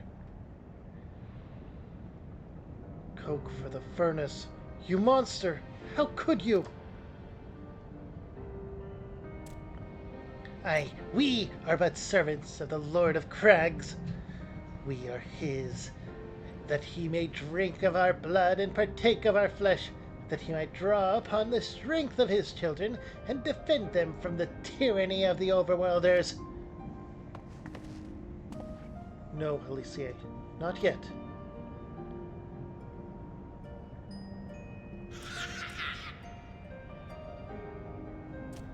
I understand, Patriarch. I do. Your fear, your anger, your hate. You would do anything to protect your people, anything to deliver them from despair, whatever it takes to ensure that those who threaten you can never do so again. But in your single-minded pursuit of this objective, you have brought suffering on your own kith and kin. You have sacrificed the lives of the very people you sought to protect. But it need not be this way, Patriarch. Renounce this bloody course. Cease your attempts to summon your god, and work with us, together, to build a lasting peace. Another peace to be abandoned at the Overworlder's convenience? Oathbreakers, all of you! Liars, betrayers, oathbreakers! You take and you take and you take, and when you have had your fill, you sue for peace. You promise that this time is the last, until you grow hungry again. And when we dare to defend ourselves, you declare that this beast tribe cannot be suffered to live, that our god drains the land of ether and brings naught but suffering, death, destruction, suffering upon us all. I will hear no more lies from you and yours, Overdweller. You've ruined your own lands. You'll not ruin ours.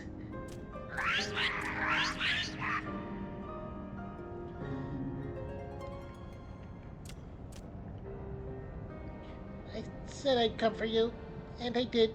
I'm here. I'm here. I'm here. Say something, please. Please.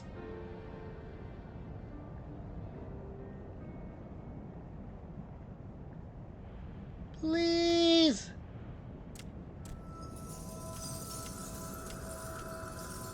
Ah, boy.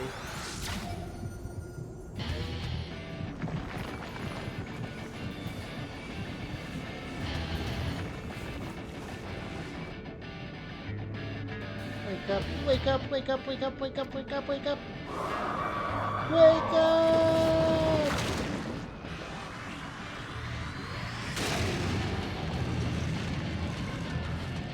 And so Titan is summoned in this manner.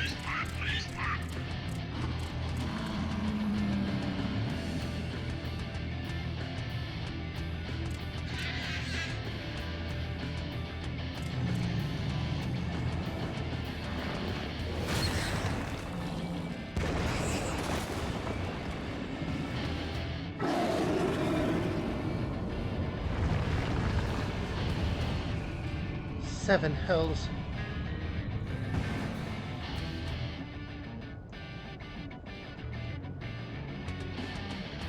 Here and here and here.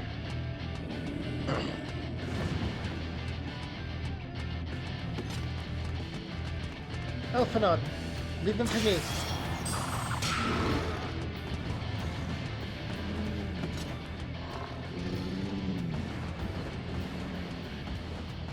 We must away.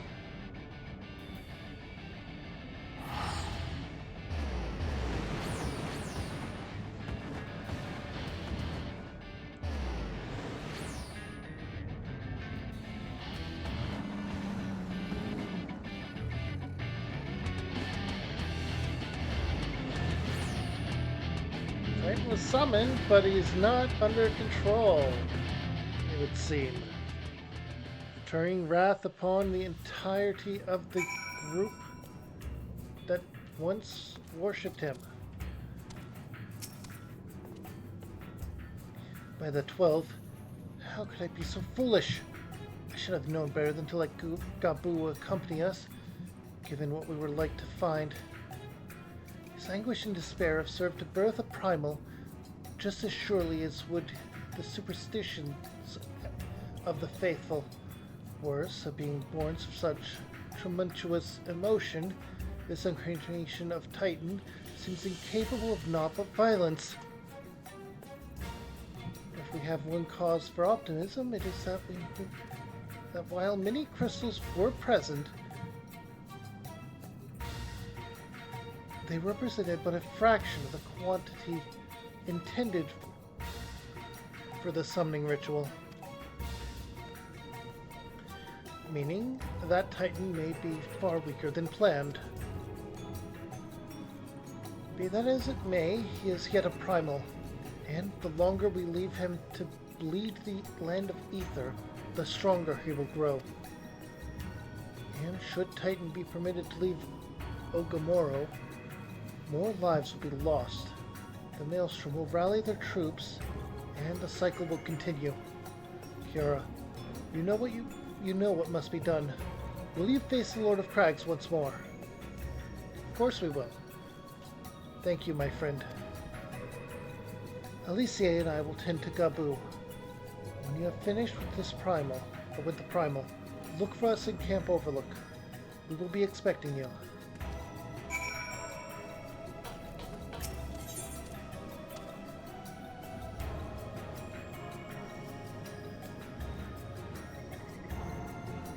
Alright, we have to join this. And we wait.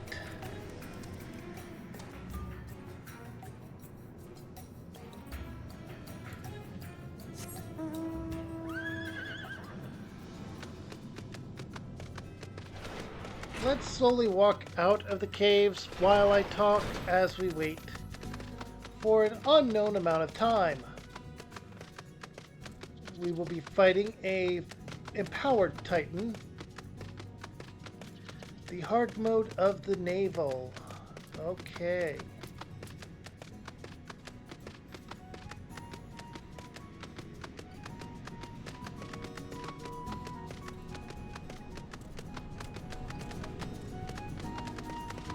Let's actually head out into Camp Overlook ourselves.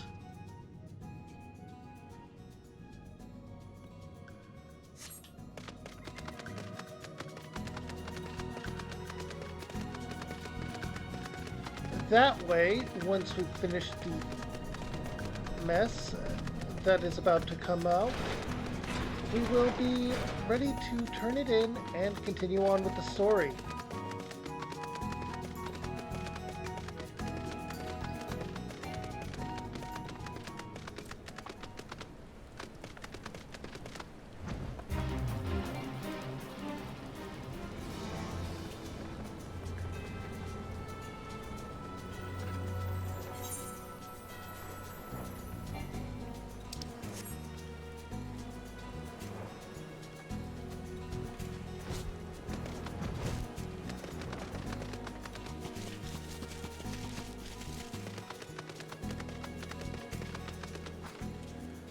Alright, we'll just sit by here and wait.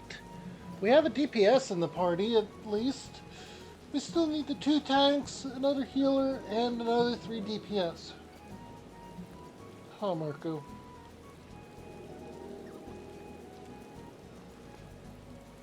Hi, buddy. Hi, bubby boy. Hi, bubby boy. Hi. Marco really wants attention right now. Marco really wants attention right now. Yes, he does.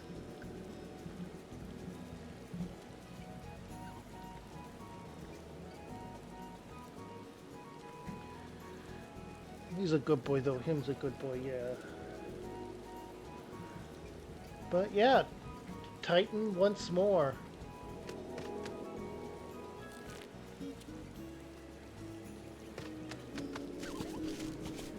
Yes, gonna fight Titan again. Yes, I am. Don't mind me, I'm just talking to my dog as well.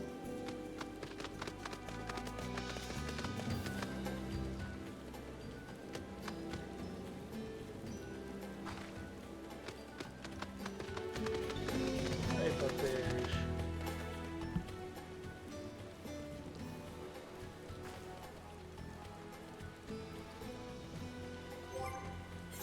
Let's see here. Honestly, I think trying to get everything to level 70 will help a bit, because achievement-wise, there is something I'm looking forward to.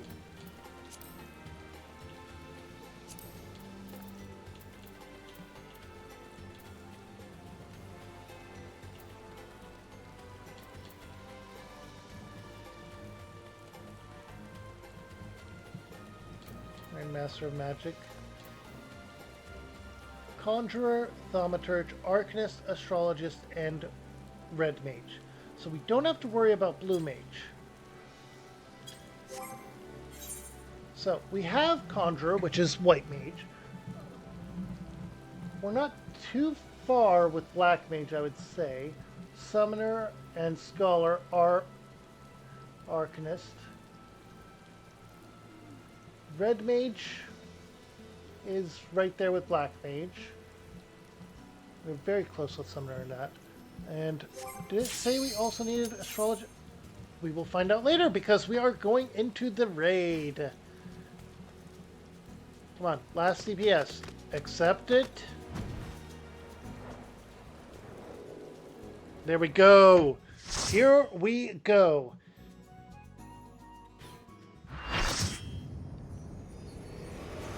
I have one job. The tanks must survive.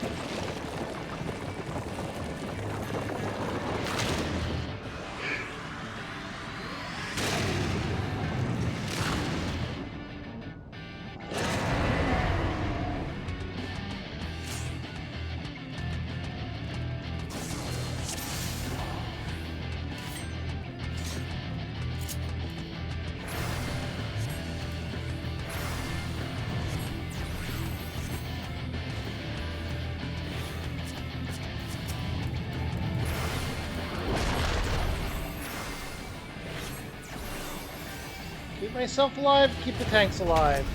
That is my job. Nothing more.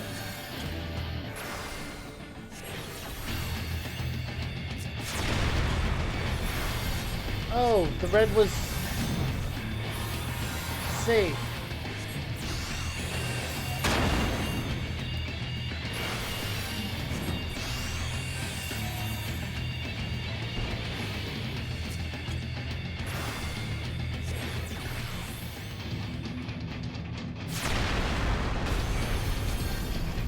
Okay.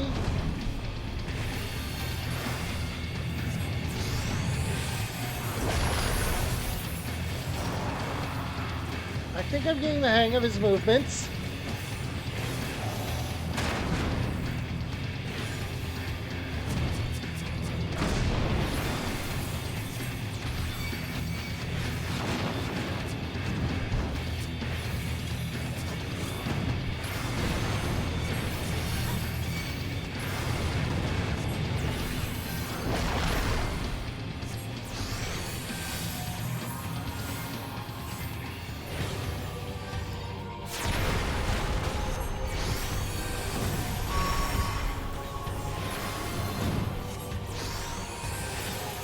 Okay.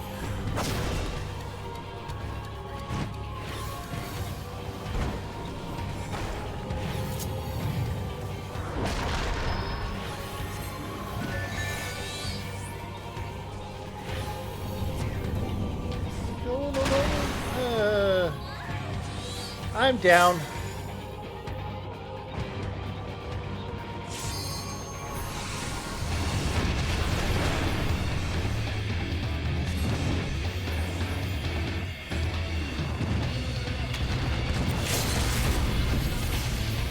Accept the resurrection, and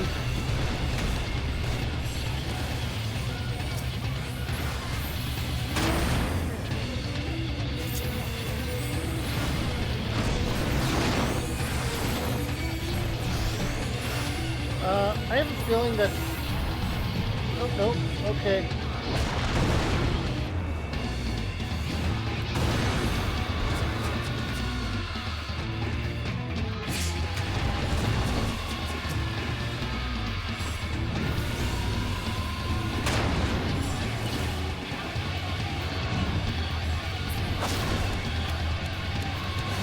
not gonna make this.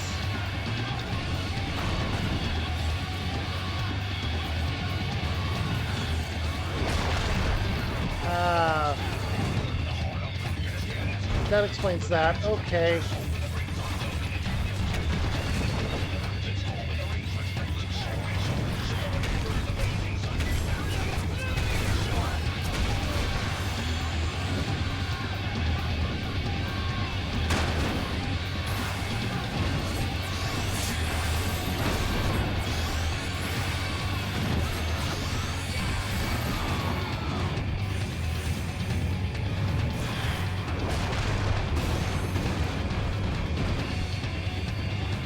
Alright, all the healers are down. We're doomed.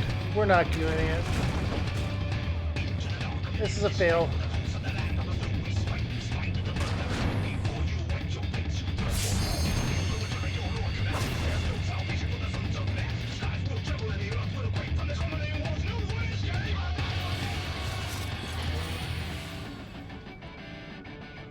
Okay.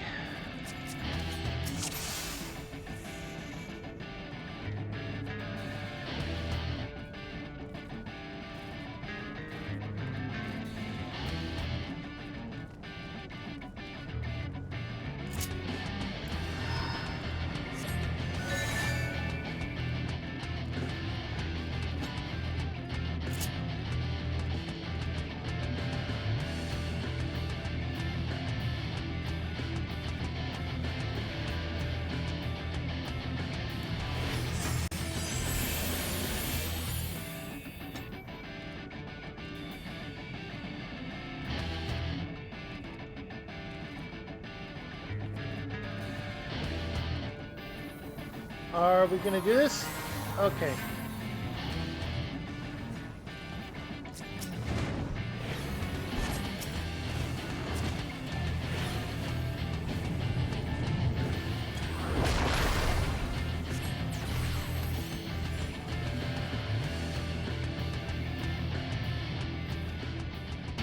Alright, we need to be close to the edge here. Go back over here.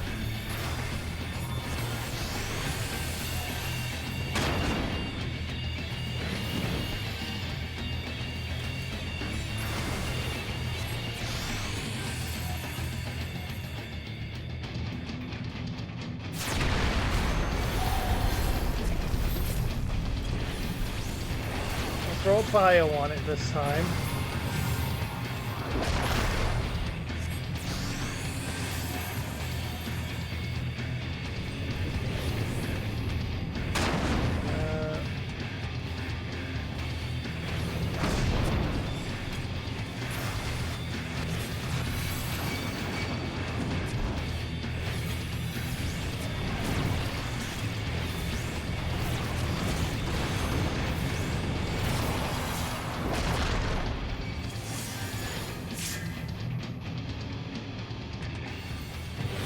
Okay.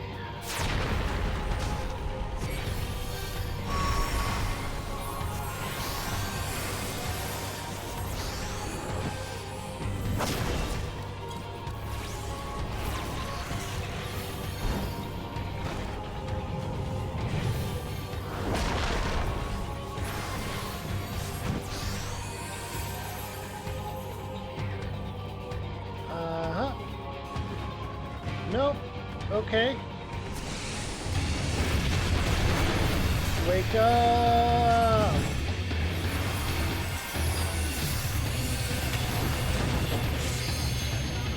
Because, yes, this Titan is born of greed.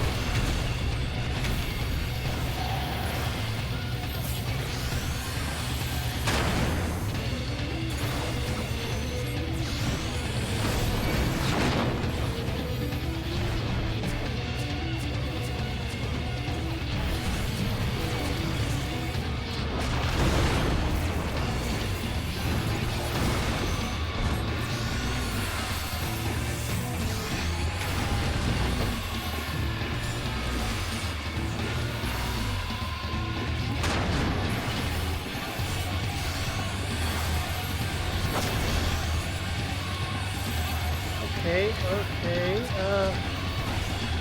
bio.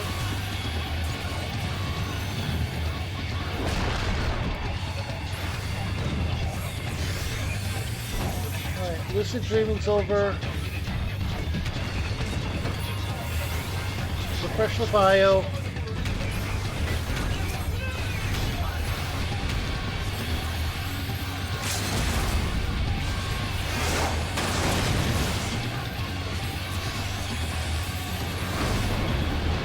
Hey, we did it! Titan is defeated! Boop. Da, da, da, da, da. Party commendation. Honestly, yeah. Let's get it to the Lilith Falls night.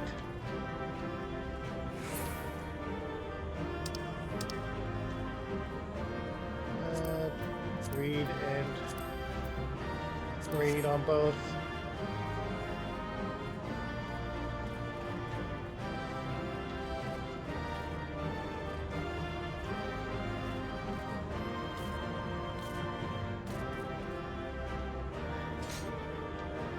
This was a good raid.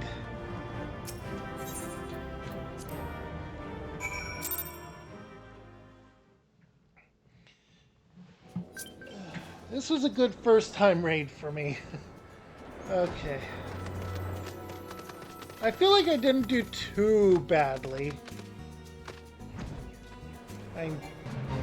Did I fall to the enemies? Yes, once or twice.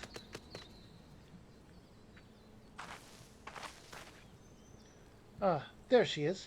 Did I not tell you she would return safe and sound? The deed is done then? Titan is no more? Good. There has been enough tragedy this day. He's been like that since he regained consciousness. We believe he can hear us, but he has made no attempt to respond. He is almost certainly still in shock, but we cannot discount the possibility that he has succumbed to the Primal's influence. Should that prove to be the case, he must be put to death like any other Thrall. Such is the Alliance's policy, yes? You have the right of it. But we must not rush to that conclusions. After all, we once feared Istella's followers were beyond reason, and many have since laid down their arms and accepted Ishgard's peace.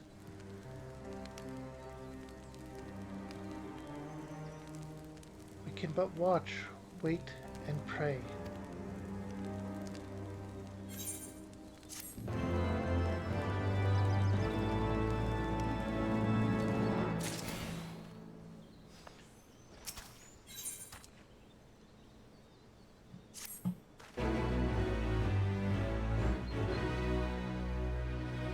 I was not involved in that fate. There is not to be gained from dwelling on an eventuality over which we have no control, much less one which may never even come to pass. Let us tend to more imminent matters, informing Commander Baladin of Titan's demise, for example. You may be certain that he will be glad of the news. Would you be so kind as to break it to him?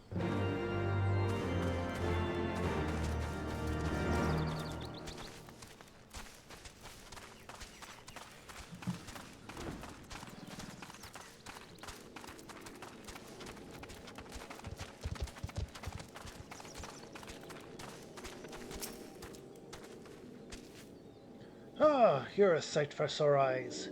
When the others came back without you, I feared the worst, but they said you had matters well in hand. All settled then, is it? I'm glad to hear it, but not half as glad as my men will be, believe you me. Regardless of whether or not he was summoned properly, a primal's a primal, and there ain't a soul in the Maelstrom who hasn't lost a friend to one. Don't get me wrong, We were all prepared to do our part, but we weren't so naive as to think we'd live to tell the tale. Thankfully, of course, it didn't come to that. Which, my friend, sounds to me like cause for celebration. And now, I know you have a lot of places to be, but why not stay the night? We'd be honored to raise a glass to the triumphant return of Titan's Bane.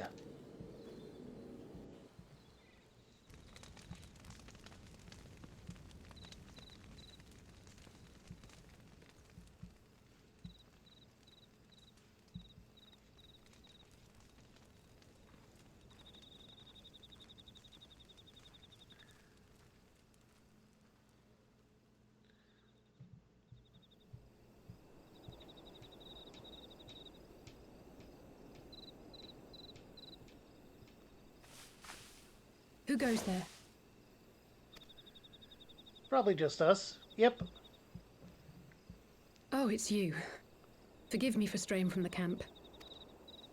He hasn't been feeling too welcome, to say the least.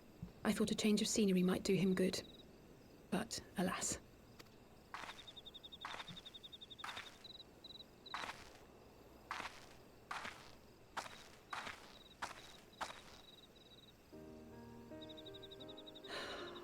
It's so quiet out here. The stars spread out before us, beckoning across time and space. Dawn may banish even the darkest night. How bitterly beautiful, those words. I should be stronger for all my experiences. Yet my heart aches more than ever. I never understood why Grandfather gave his life that day. I thought that if I came here, I would find the answers I needed. But when I finally laid eyes on the land he sacrificed everything to save, saw firsthand the bickering, the pettiness, I was disappointed. I was angry. I could not fathom how these people were more deserving of his love than his family, than me.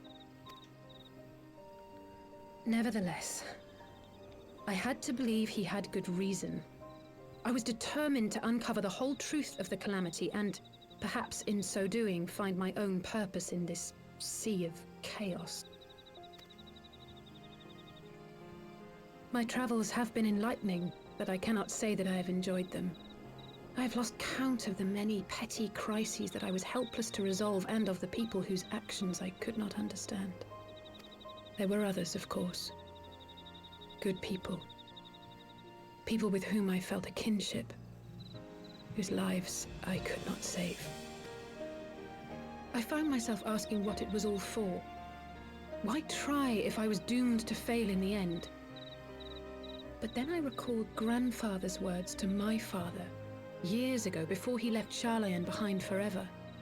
To ignore the plight of those one might conceivably save is not wisdom, it is indolence.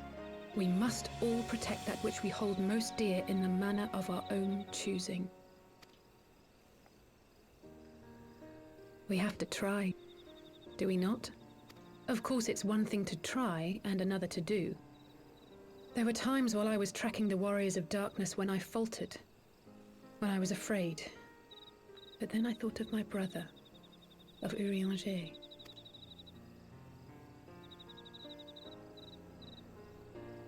Oh, pray forgive me. This conversation has been rather one-sided, hasn't it? Mayhap you could recount some of your adventures in Ishgard.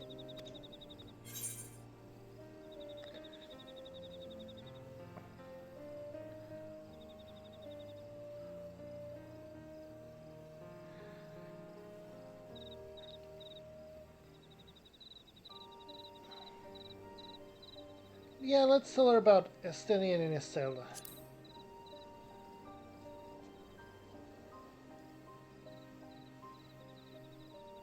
Gods! They must have been at each other's throats from dawn till dusk. I dare say you managed to keep the peace, though. Merely being in the presence of the Warrior of Light is surely enough to shame anyone into behaving. The hopes and dreams of so many rest on your shoulders, Warrior of Light.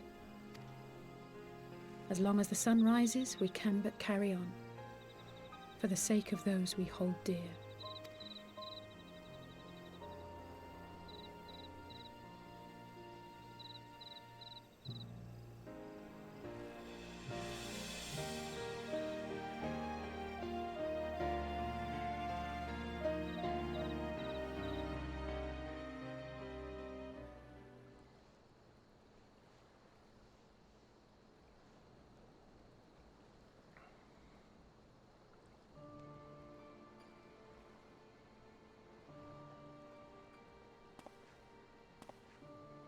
He holds a crystal in his hand. A former warrior of light himself. To what end dost thou cling to the tainted gifts of the Mother? Every tool has its purpose. Even this.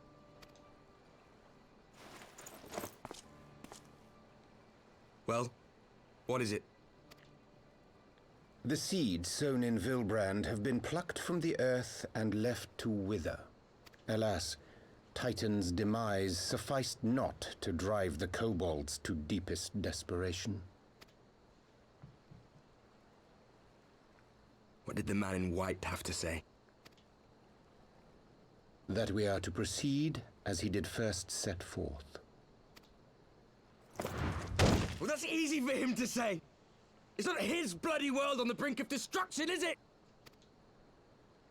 Be thou well reminded that with an end to Ishgard's unrest, naught now remaineth to preoccupy the Scions' thoughts. And thus may they devote their every energy to thwarting thee and thine. I foresee only greater difficulties ahead. Foresee? Are you sure you don't welcome them? I'm starting to think you might hold a candle for your old friends after all. Old friends? Pray do not mistake mine intent. I but look upon the path which lieth before us with due trepidation. Shouldst thou be of like mind, pray consider then another course. For the power to invoke the ardor belongeth not unto the Ascians alone. With thine own hand strike down thine enemy, the so-called hero who would see thy home lost to light. Do but this, and thou wouldst at a single stroke disrupt the all-too delicate balance of this realm, plunging her straightways into chaos. Is it a Rengier? You do realize what you're suggesting, yes? To ignore the plight of those one might conceivably save is not wisdom, it is indolence. It is the words Rengier. of my teacher, and a creed I hold close to my heart. It is him.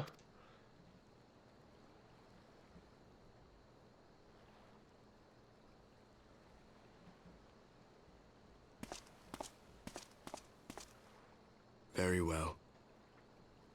Draw her out. We'll make it quick. It shall be done.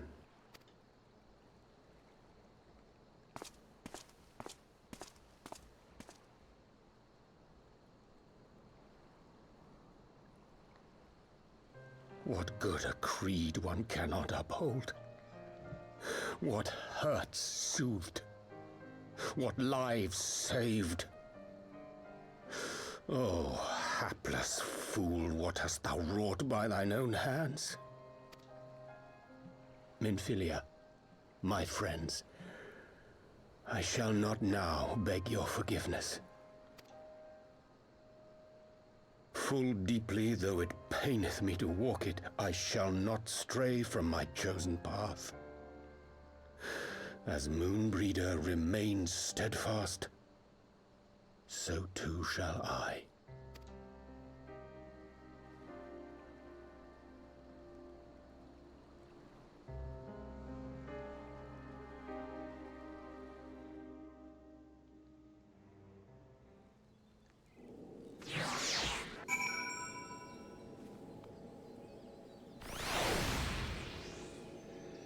All right. That is going on. What ho, Kiara? I trust you had a good night's rest. I was but this moment speaking with Thancred and Yustola via Link Pearl. They had some interesting news to share. Apparently, during the course of their respective investigations, both came across crates which had once borne Ishgardian seals. It would seem that someplace in the capital has been very busy, or someone in the capital has been very busy indeed. Accordingly, the Temple Knights have launched a full-scale investigation. Sir Aymeric believes it is only a matter of time before the culprits are found. But we shall have to wait and see. In the meantime, it seems only prudent to look into the recent activities of the other tribes, in case they too are flush with Ishgardian crystals.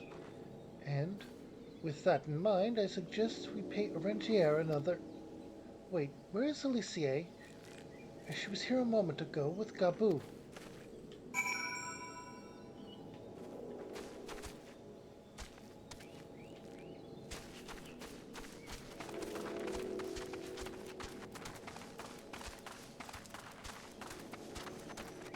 Ah, there you are.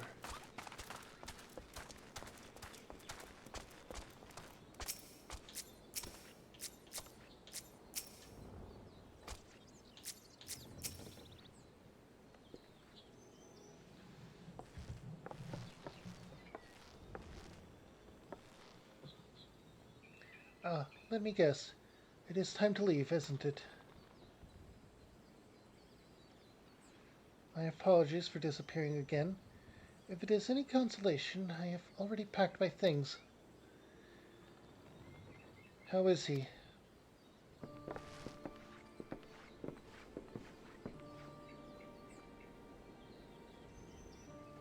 Brother, Commander Blodang, something tells me you are not solely here out of concern for his welfare.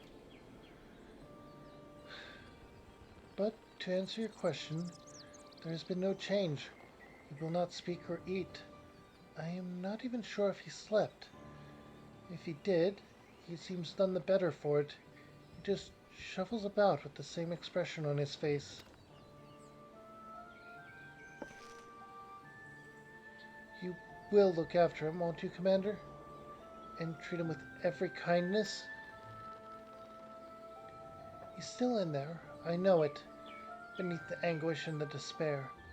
He's still fighting with all his heart. He deserves to be given that chance until he comes back to us, until we know for certain what has become of him. Aye, you needn't worry. If he hadn't risked his neck to warn us and help you secure the better part of the crystals, this could have turned out a damn sight worse than it did. We'll not soon forget that, and nor will Maelstrom Command.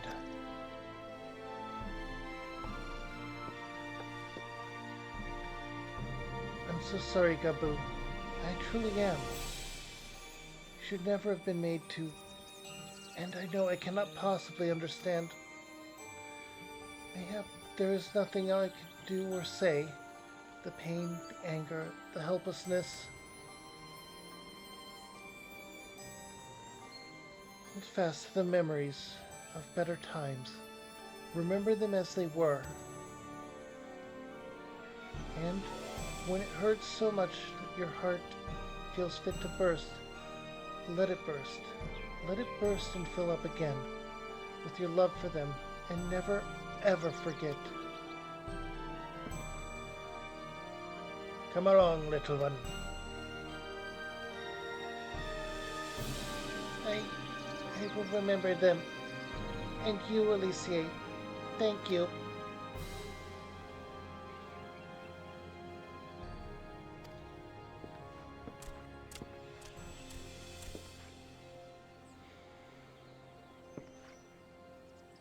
Have faith, sister. Your words reached him. In time, he will recover. And those who orchestrated these events will be made to pay for their crimes.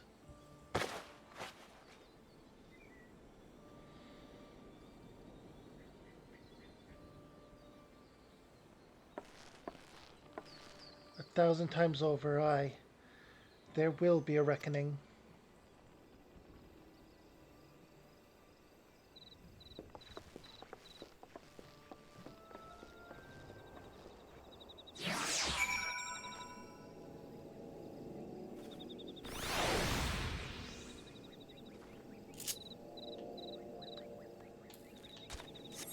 Alright, and we need to return to the Waking Sands. Now there are a couple of ways we could do this. We could travel all the way back to Limsa Lamosa and take the ship. How many of these do we still have though? 32. 32 is a decent amount. That should be more than enough to last us, considering recent events. Oh boy, I feel like we're going to have a lot of words with the Rentier. In the end, we did not need our chocobo. This is unfortunate. It's disappointing, even.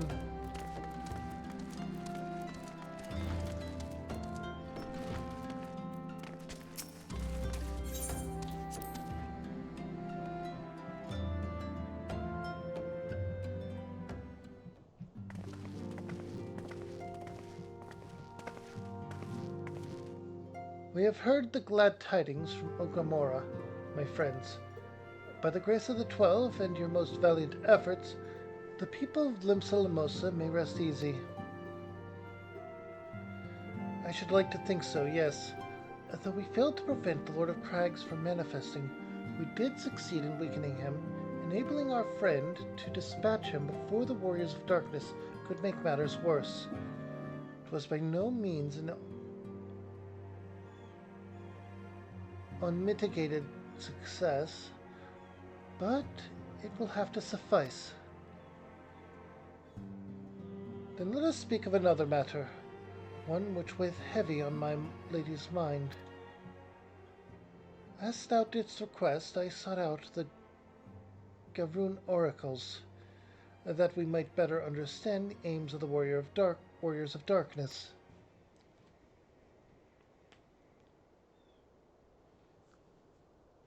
Through the capricious use of allegory, defieth even or any single interpretation, the oracles paint a most disturbing picture, one of worlds parallel to our own, apart yet linked, reduced to ruin with every umbral calamity. 7 times they have succeeded. Then, of 10 and 3, only 6 worlds remain. Aye, all is as Lady Minfilia spoke upon thee, or unto thee. As for what becameth of these reflections, when they and the source are rejoined, or what becometh, frail flesh undone by umbral fires, each soul sundered surrendereth on or to her call, to flow unto the sea or endless sea, there to endure as one and none. Then, if the Warriors of Darkness succeed, everyone in her world will die, or in their world will die? In essence, the verse speaketh of the renunciation of the flesh and subsequent return to the life stream. However, this fate may yet be preventable or preferable to the alternative. For if the first were to fall, to transcend light in the manner the Warriors of Darkness described, it would give way unto a void where none may know in either life or death. Far better to die, they reason, for in death there is life, the essence of a soul, which returneth unto the source, may be born anew, saved. Such, at least, is their belief, I surmise. If that is true, then gods, no one should ever have to make such a choice. Ere we speak further on this subject, I would share with thee another recent discovery. 'Twould seem that several sizable shipments of crystals have been delivered into the hands of certain Almegan parties. Almegans? Strange. And you believe this to be the work of the same Ishgardian smugglers who supplied the beast tribes? I know beyond a shadow of a doubt. And, lest thou wonder at their motive, I would remind you that the Ascians did once attempt to bring about the summoning of Rhalgar. The individuals who took receipt of these shipments and are refugees belonging to a group devoted to the cause of Almegan liberation. It may also interest thee to know that Ishgardian suppliers appear to be none other than the remnants of Elian Royalman's network of spies. Surely you jest, and yet it is not surprising, bereft of leadership and hunted by the Alliance. I can well imagine such villains. I can well imagine such villains being desperate enough to conspire with the Ascians, assuming they even know or care who their new employers are. All of which is irrelevant. Forgive me, we must seek out the resistance group which received the crystals without delay. Kiara, Alicia, will you come with me to Little Ala Mhigo?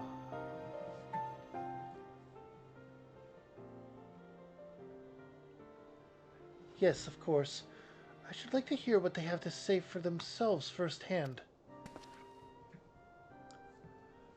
May you ever walk in the light of the crystal.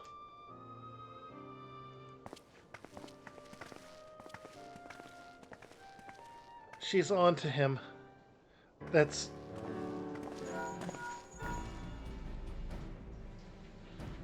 Alphinaud. Alicia, Kiara, are you listening? Good. I have tidings.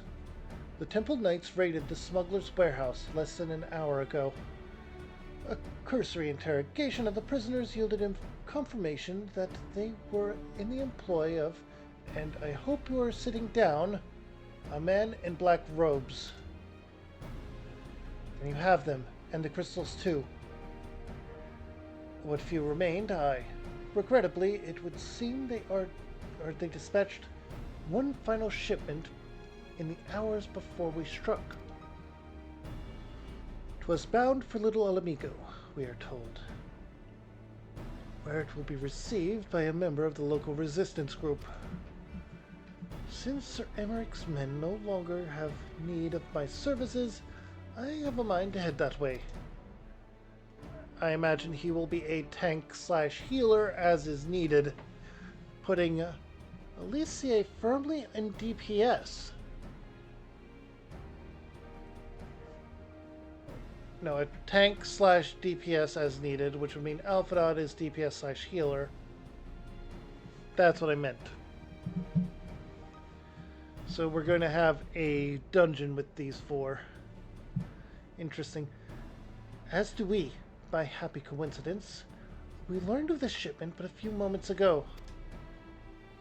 Ha! And here I was thinking I might finally be one step ahead of the Warrior of Light and her little helpers. Ah, wait a moment. There is more. And I defy you not to be surprised by this revelation. The the leader of the Ishgardian smugglers, was formerly in the employ of one Elena Rolos, the infamous Ivy herself. Once again, Thancred, I fear we must inform you that... Thancred, with whom have you shared this information? About the smugglers? No one, as I think. I mentioned the raid was less than an hour ago. I was planning to contact Istola next. But is there someone else you would have me notify first? No, there isn't.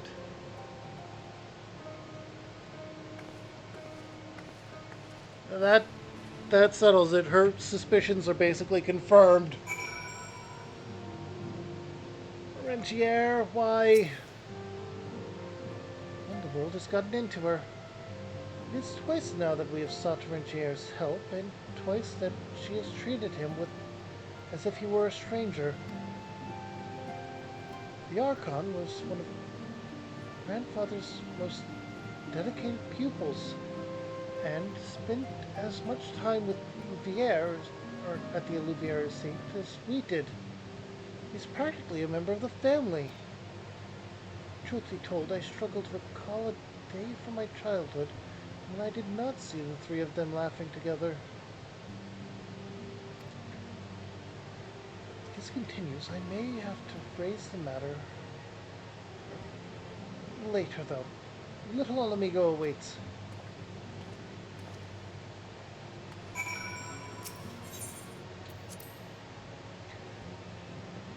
Alphanaut didn't catch on to that? How did Rentier know who that was from?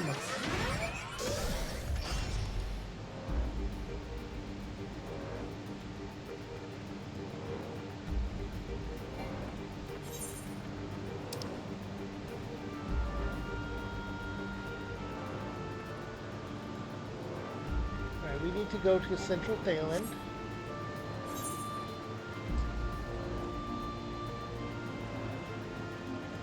Danaland. What's the matter, Marco? Really? Well, I will be ending stream soon, but not just yet. Then we'll get ready to go outside together, okay?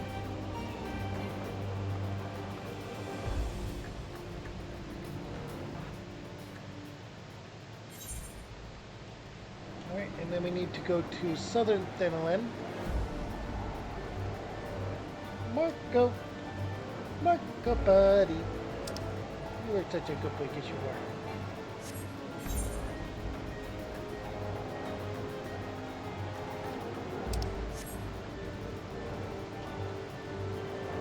Alright. Here comes Southern Thanalan.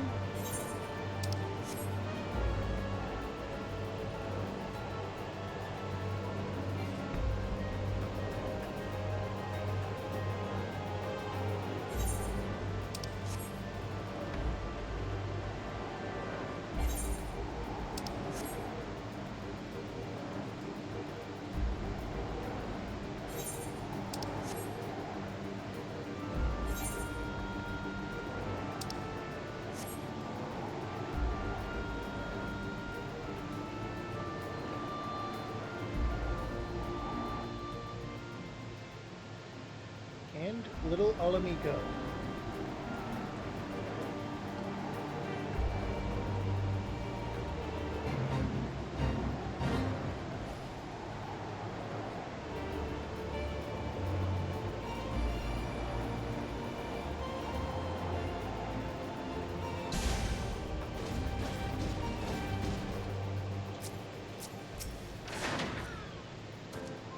I will get to the bottom of this.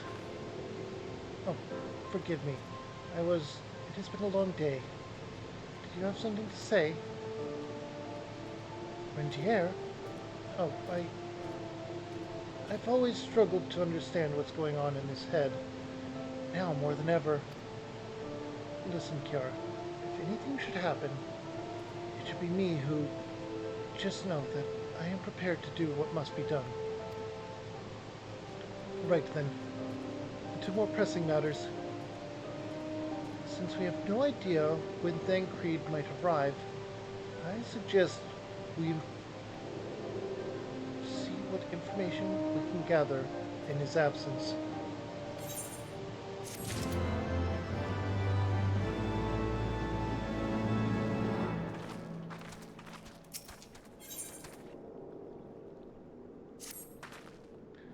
So, to review, we are reliably informed that members of the Alamegan resistance operating here have taken receipt of several large shipments of crystals, our task being to ascertain who and why. Given the size of the settlement, I find it hard to believe that anyone here would be wholly unaware of the resistance movements. The challenge, of course, will be finding individuals who are both able and willing to share such information with outsiders. It would seem sensible to divide our forces. Kiara, why don't you question the residents in the eastern half of town? Alicia and I will do the same in the west, and afterwards we can rendezvous and share our findings.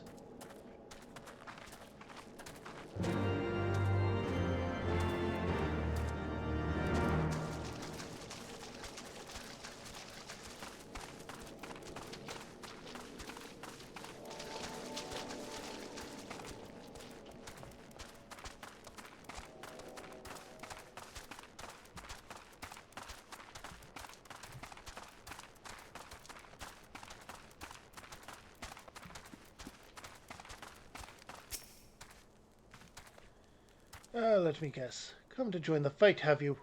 No need to deny it, friend. You are not the first to answer the Griffin's call.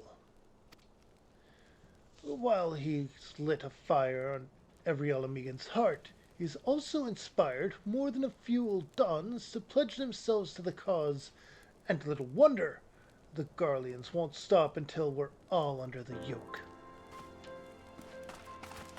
The Griffin? I see you. There, going around asking questions, looking for the Griffin in his lot, I'll bet. Seems they're all the talk of little amigo these days. Folk wondering what he's about, and what he's got in store for the Garleans, and what's under that mask of his, of course. Mask?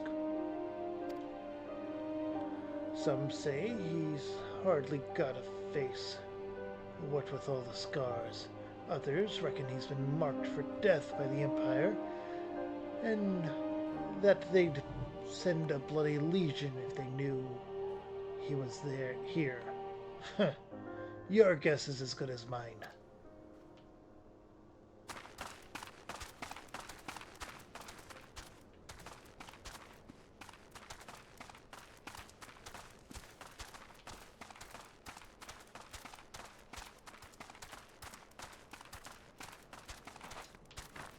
Up we go. Probably the last one. Yep, last one. I didn't even check that. Yeah, the resistance. Damned if I know. It's not as if I'd be any use to him.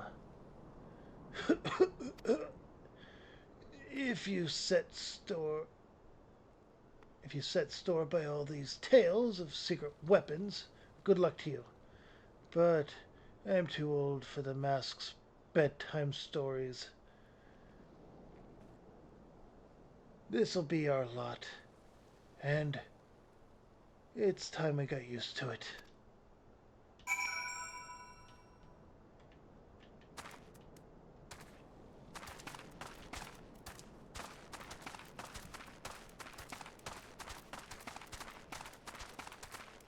Wait a minute.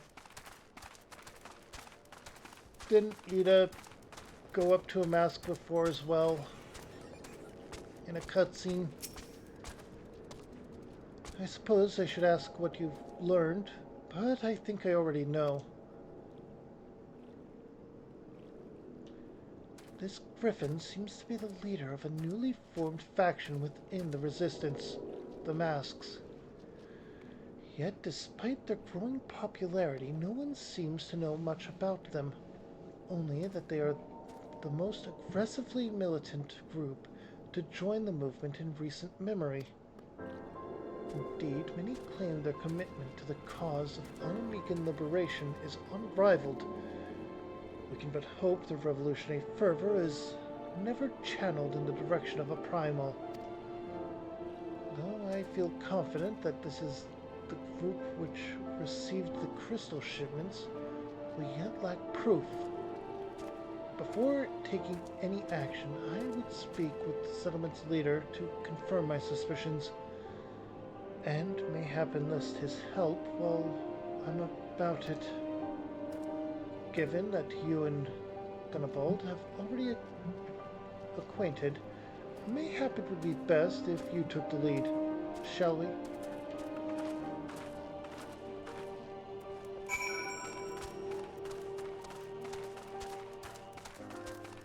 Acquainted, yes, and then...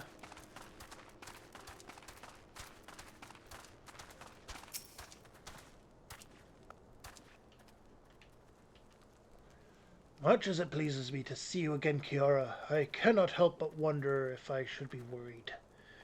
I hear you and yours have been asking questions. The Griffin. I know him. As do we all. He and his masks have become a leading faction within the Resistance. Though there was suspicion at first, given his secretive ways, he quickly proved himself a charismatic and capable commander. Men are drawn to his passion and his vision. They truly believe that he has what it takes to lead them to victory. Even I cannot help but admire the man for what he's accomplished, but I have not forgotten Wilfred. I was blind to the danger of his ambitions, and you were not. The Griffin will soon deliver a speech to our people at the sunken temple of Quarn. Go and see with your own eyes. See him with your own eyes. Weigh his words with your own heart. How convenient. It is but a pity Thancred is not here to join us. You two go ahead. I shall stay behind and wait for him.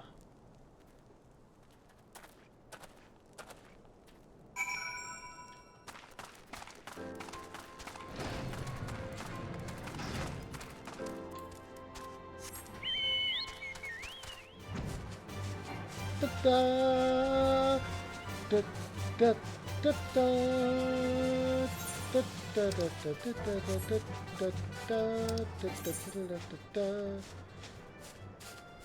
Yep, we are going to the sunken temple.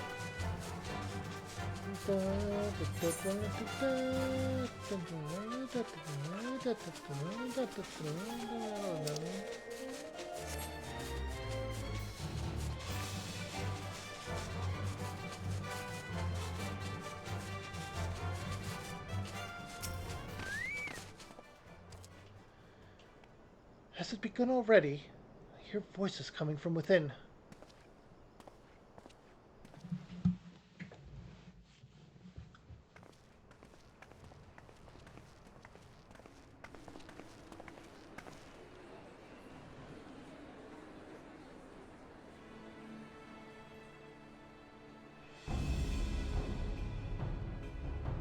Brothers and sisters, 20 years ago, Ala Mhigo, our home, was claimed by the Garlean Empire. In our haste to overthrow the King of Ruin, we turned a blind eye to our foes in the north. With our glorious revolution, we but laid a path for a new tyrant to succeed the old. And when confronted with our failure, we fled. Not a day goes by that I do not think of those we left behind. Think of them and feel ashamed. And I know each and every one of you feels the same. He's building up anger and fervor with it. That's not good.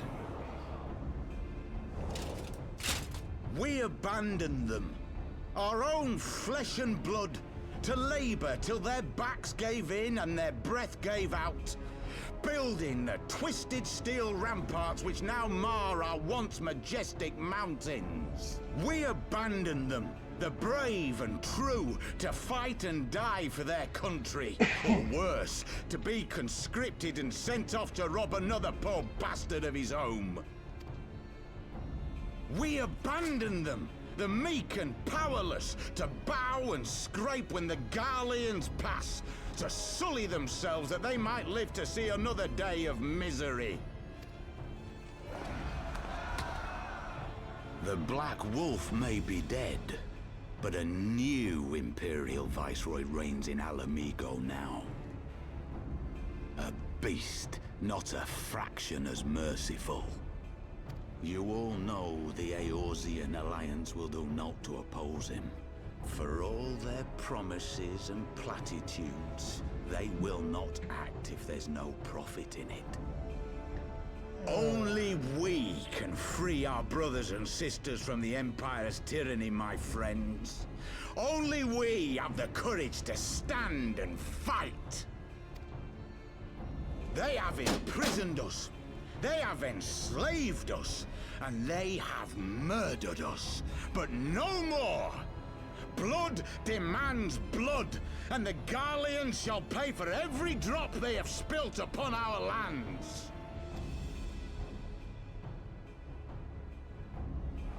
This I promise you, for we have a power within us, my friends. A power befitting our pride, our righteousness. Only join us, and we shall grant you the means to unleash it, and together we shall see the Alamigan standard raised over the mountains of Gia Arbania once more!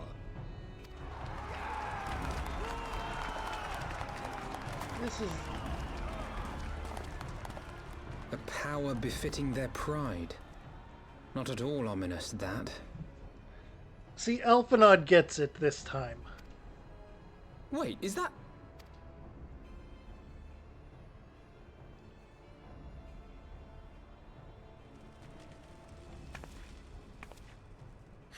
What are you two doing here? I could ask you the same thing. Okay, we came across some good friends. Yay. Well, well, this is quite the surprise. If you see what I see, if you feel as I feel... Might I suggest we continue this conversation in more agreeable surroundings? For it is not strength of arms that will win this battle, but strength of heart.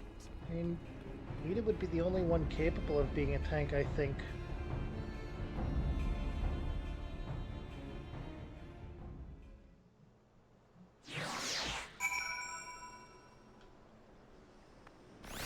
And I'm glad that we got them back. But did we, is the question.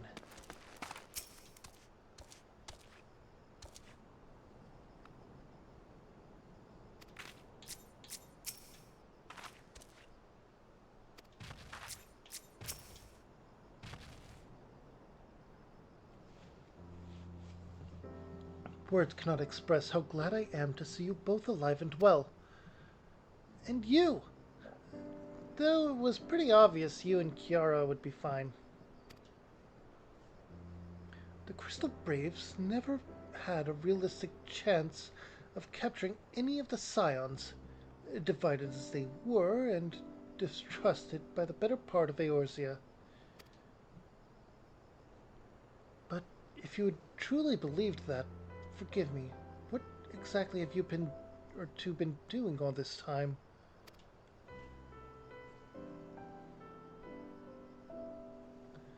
Repaying a favor.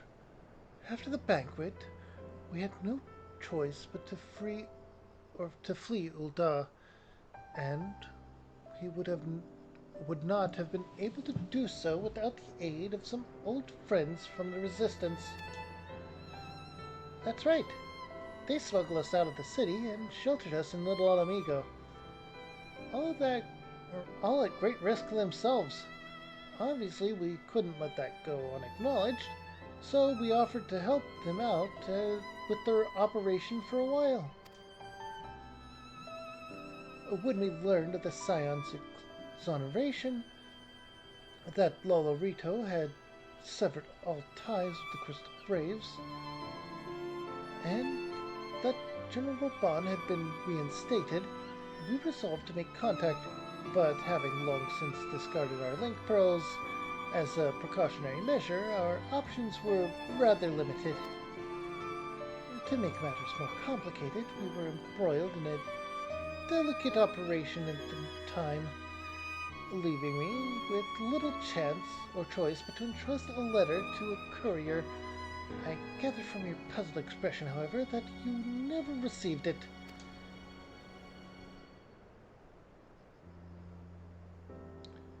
To be honest, we thought this might happen.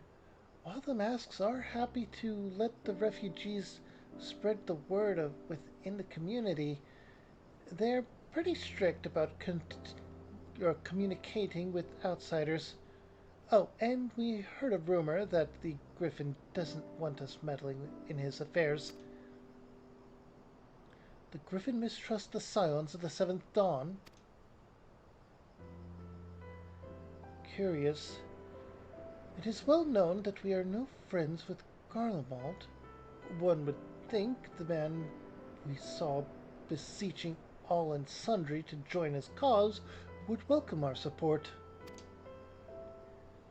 I should say that the man you saw was not in fact the Griffin, but an impersonator, and a talented rabble-rouser to boot. It would not surprise me if he were responsible for the majority of these public appearances. As you may have gathered, the Griffin is an extremely cautious and distrusting man who has made every effort to conceal his identity. Even when we participated in a raid under his direct command, we were not permitted to approach him. It's hard to know what to make of all that. Of it all. The secrecy, the impersonators, the masks.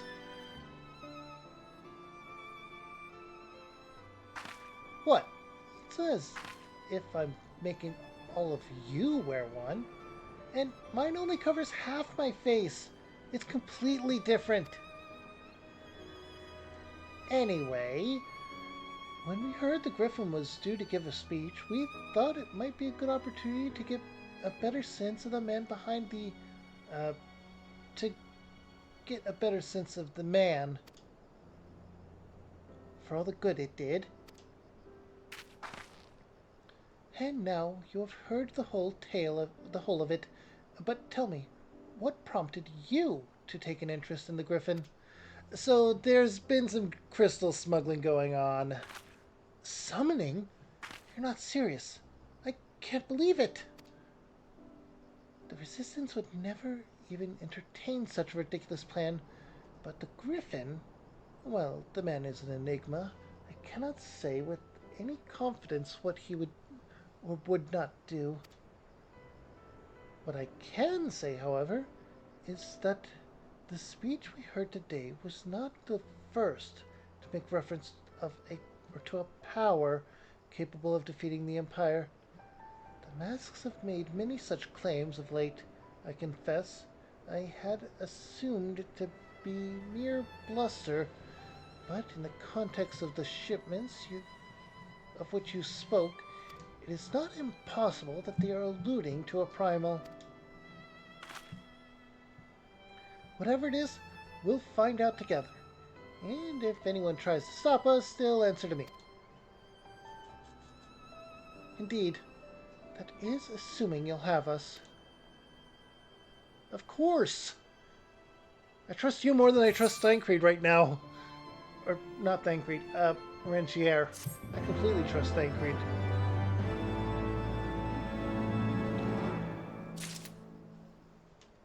Alright, Poplamio.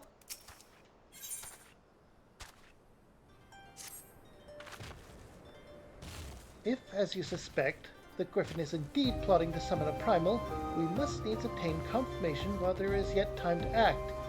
To that end, I propose we question his double. Given his role as the group's de facto mouthpiece, I should not be surprised if he weren't one of the Griffin's closest associates. And while he may not be aware of the most sensitive details, he can probably tell us the Mask's plans in broad strokes.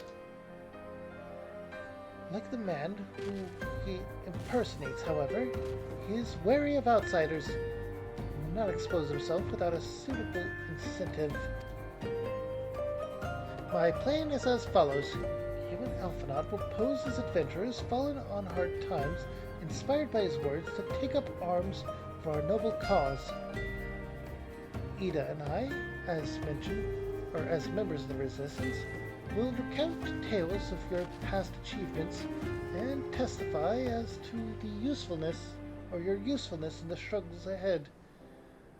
While our enthusiastic assurances still ringing, or with their enthusiastic assurances still ringing in his ears, he will decide to welcome you in person, and we will arrange a meeting.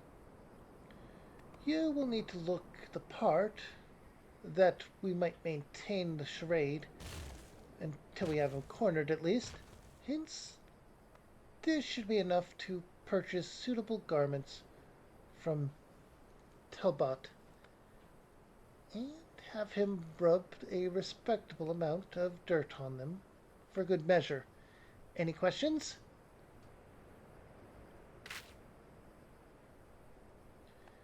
It seems simple enough. Thank you. And with that, Kiara, let us be off.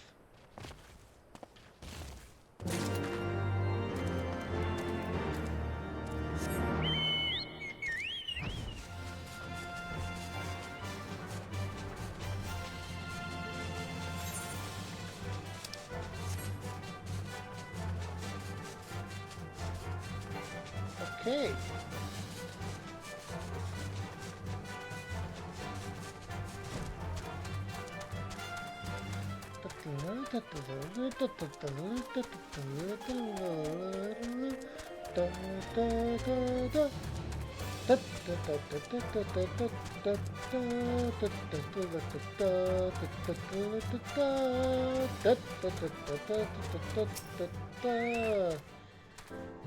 You want to buy what?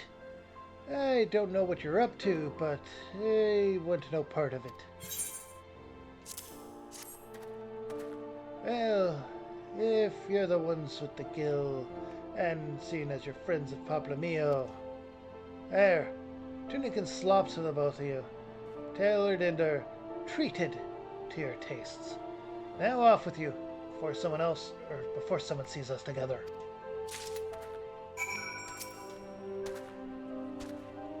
Those maketh the man, as they say. Right then, I will go and change and see you at the spot Poplamio marked on our maps.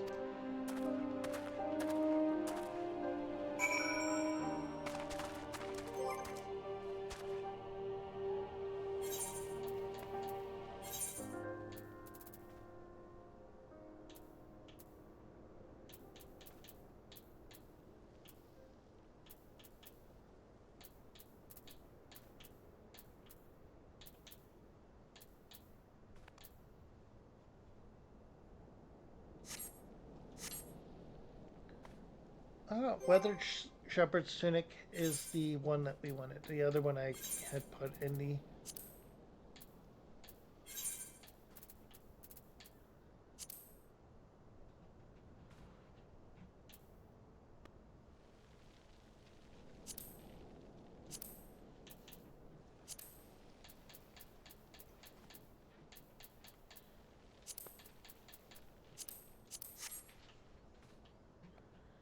Alright, and I'm not going to bother on equipping the accessories. We'll be re-equipping them as soon as we can anyway, so...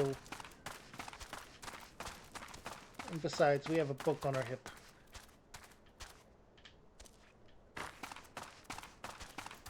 Yeah.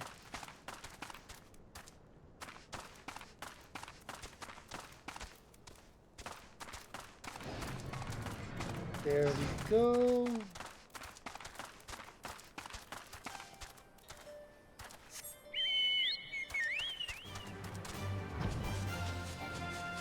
Chocobo again! Oh, right here. Okay. Well, look at us. A pair of down at heels adventurers seeking a chance to recapture past glories. Yes, this should suffice. And now we play the waiting game.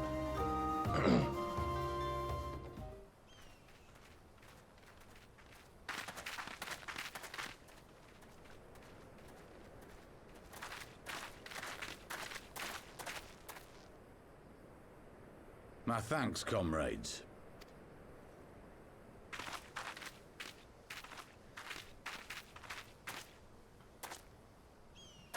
You must be the esteemed adventurers of whom I've heard so much. I understand you have taken an interest in our cause.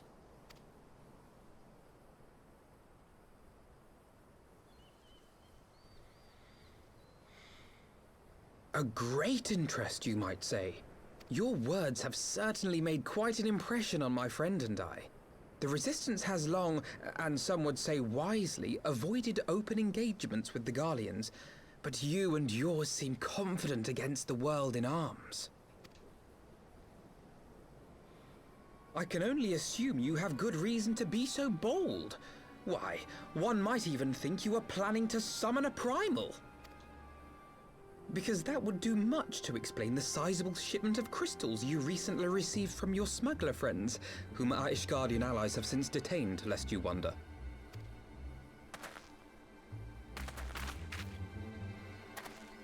I'd like to hear more about the Griffin. The real Griffin. Your performance earlier didn't fool us. Ah, the famous scions of the Seventh Dawn. I should have known better than to think I could conceal the truth from you lot. You are right. I am not the Griffin, but I speak with his voice, and it was at his behest that we procured those crystals.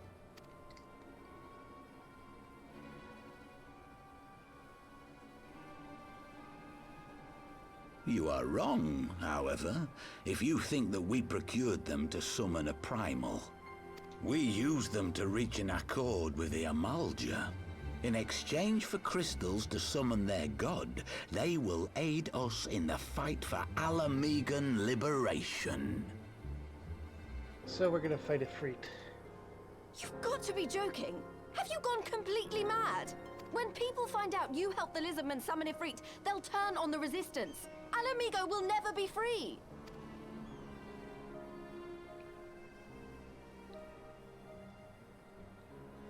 This isn't a fairy tale, girl. We don't have the luxury to play at being honorable heroes. It's because the likes of you wouldn't sully your saintly hands that Ala Mhigo's been under the yoke for the past 20 years. But the Griffin won't stand for it, and neither will we. We're ready to do whatever it takes.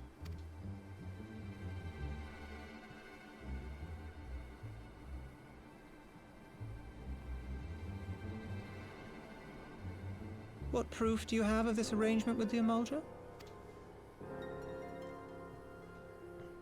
What? Aside from a lack of crystals? None. But the Beastmen have a great big pile of the things if you fancy looking. You might want to hurry, though. It'll not be long before they summon their god. Search our camp if you don't believe me. We have naught to hide.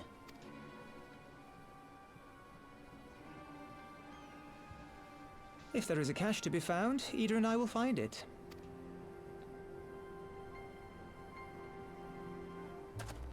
Then let us be off. Are you perchance the Warrior of Light?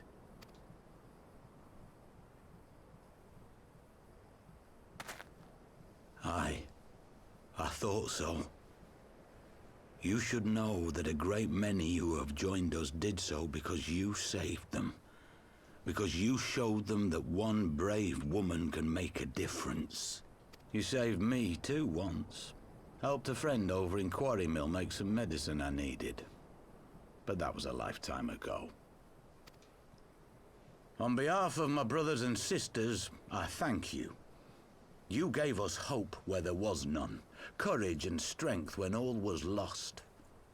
We shall not squander your gift.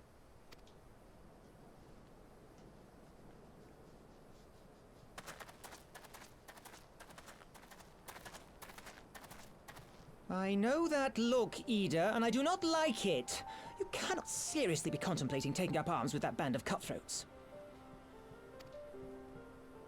I just...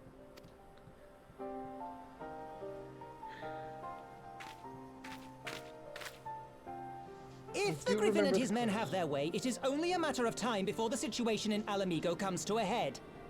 I do remember the quest for the medicine.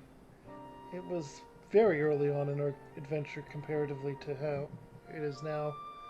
Your homeland's future teeters on a knife edge, and any reckless action, however small, could have irrevocable consequences. You mustn't lose sight of that, Ida. When the time comes, we must all make our choices, but we must do so in full possession of the facts. Now, let us away. There is work to be done.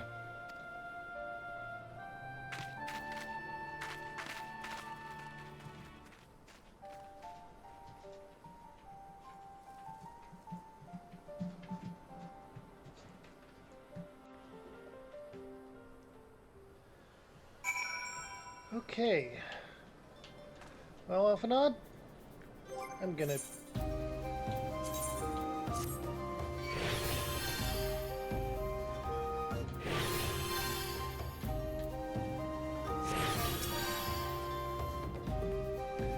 Per email, he said, "Do you remember?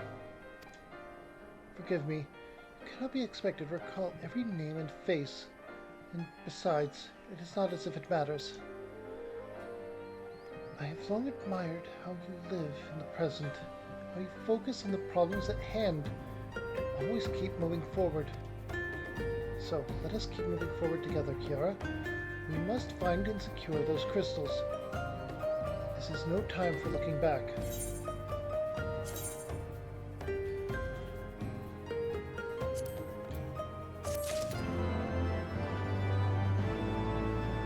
And we're going to call it here. Alphanod looking like a random farmer hand, honestly. I hope you had a wonderful day, night, evening, whatever you're up to, whenever you're up to, wherever you're up to, however you're up to, wherever you're up to, and whoever you're up to it with. And so does Marco. Make sure to drop a follow here on Twitch if you're watching live. Make sure to drop a like, comment, and subscribe on YouTube if you're watching this VOD on that platform. And no matter the platform, make sure to hit that bell button for notifications when I post it or go live. If you want a heads up when I'm going live, even off schedule, make sure to check out my Discord where you can also vote on what game I play next. Chat up everyone else that might be there. And you can even vote on what kind of character I play as. If you are watching this on YouTube, though, go ahead and check out my channel here in the middle. If there's too much there and you don't know where to start, not a problem, I got you covered. Check out this playlist on the right where I play a different game. It's as good a place as any, right? If my stuff wasn't for you, but you stuck around anyway, you're awesome, you're amazing, and you deserve this video on the left that YouTube thinks you will like. Have a good one, everyone. Bye.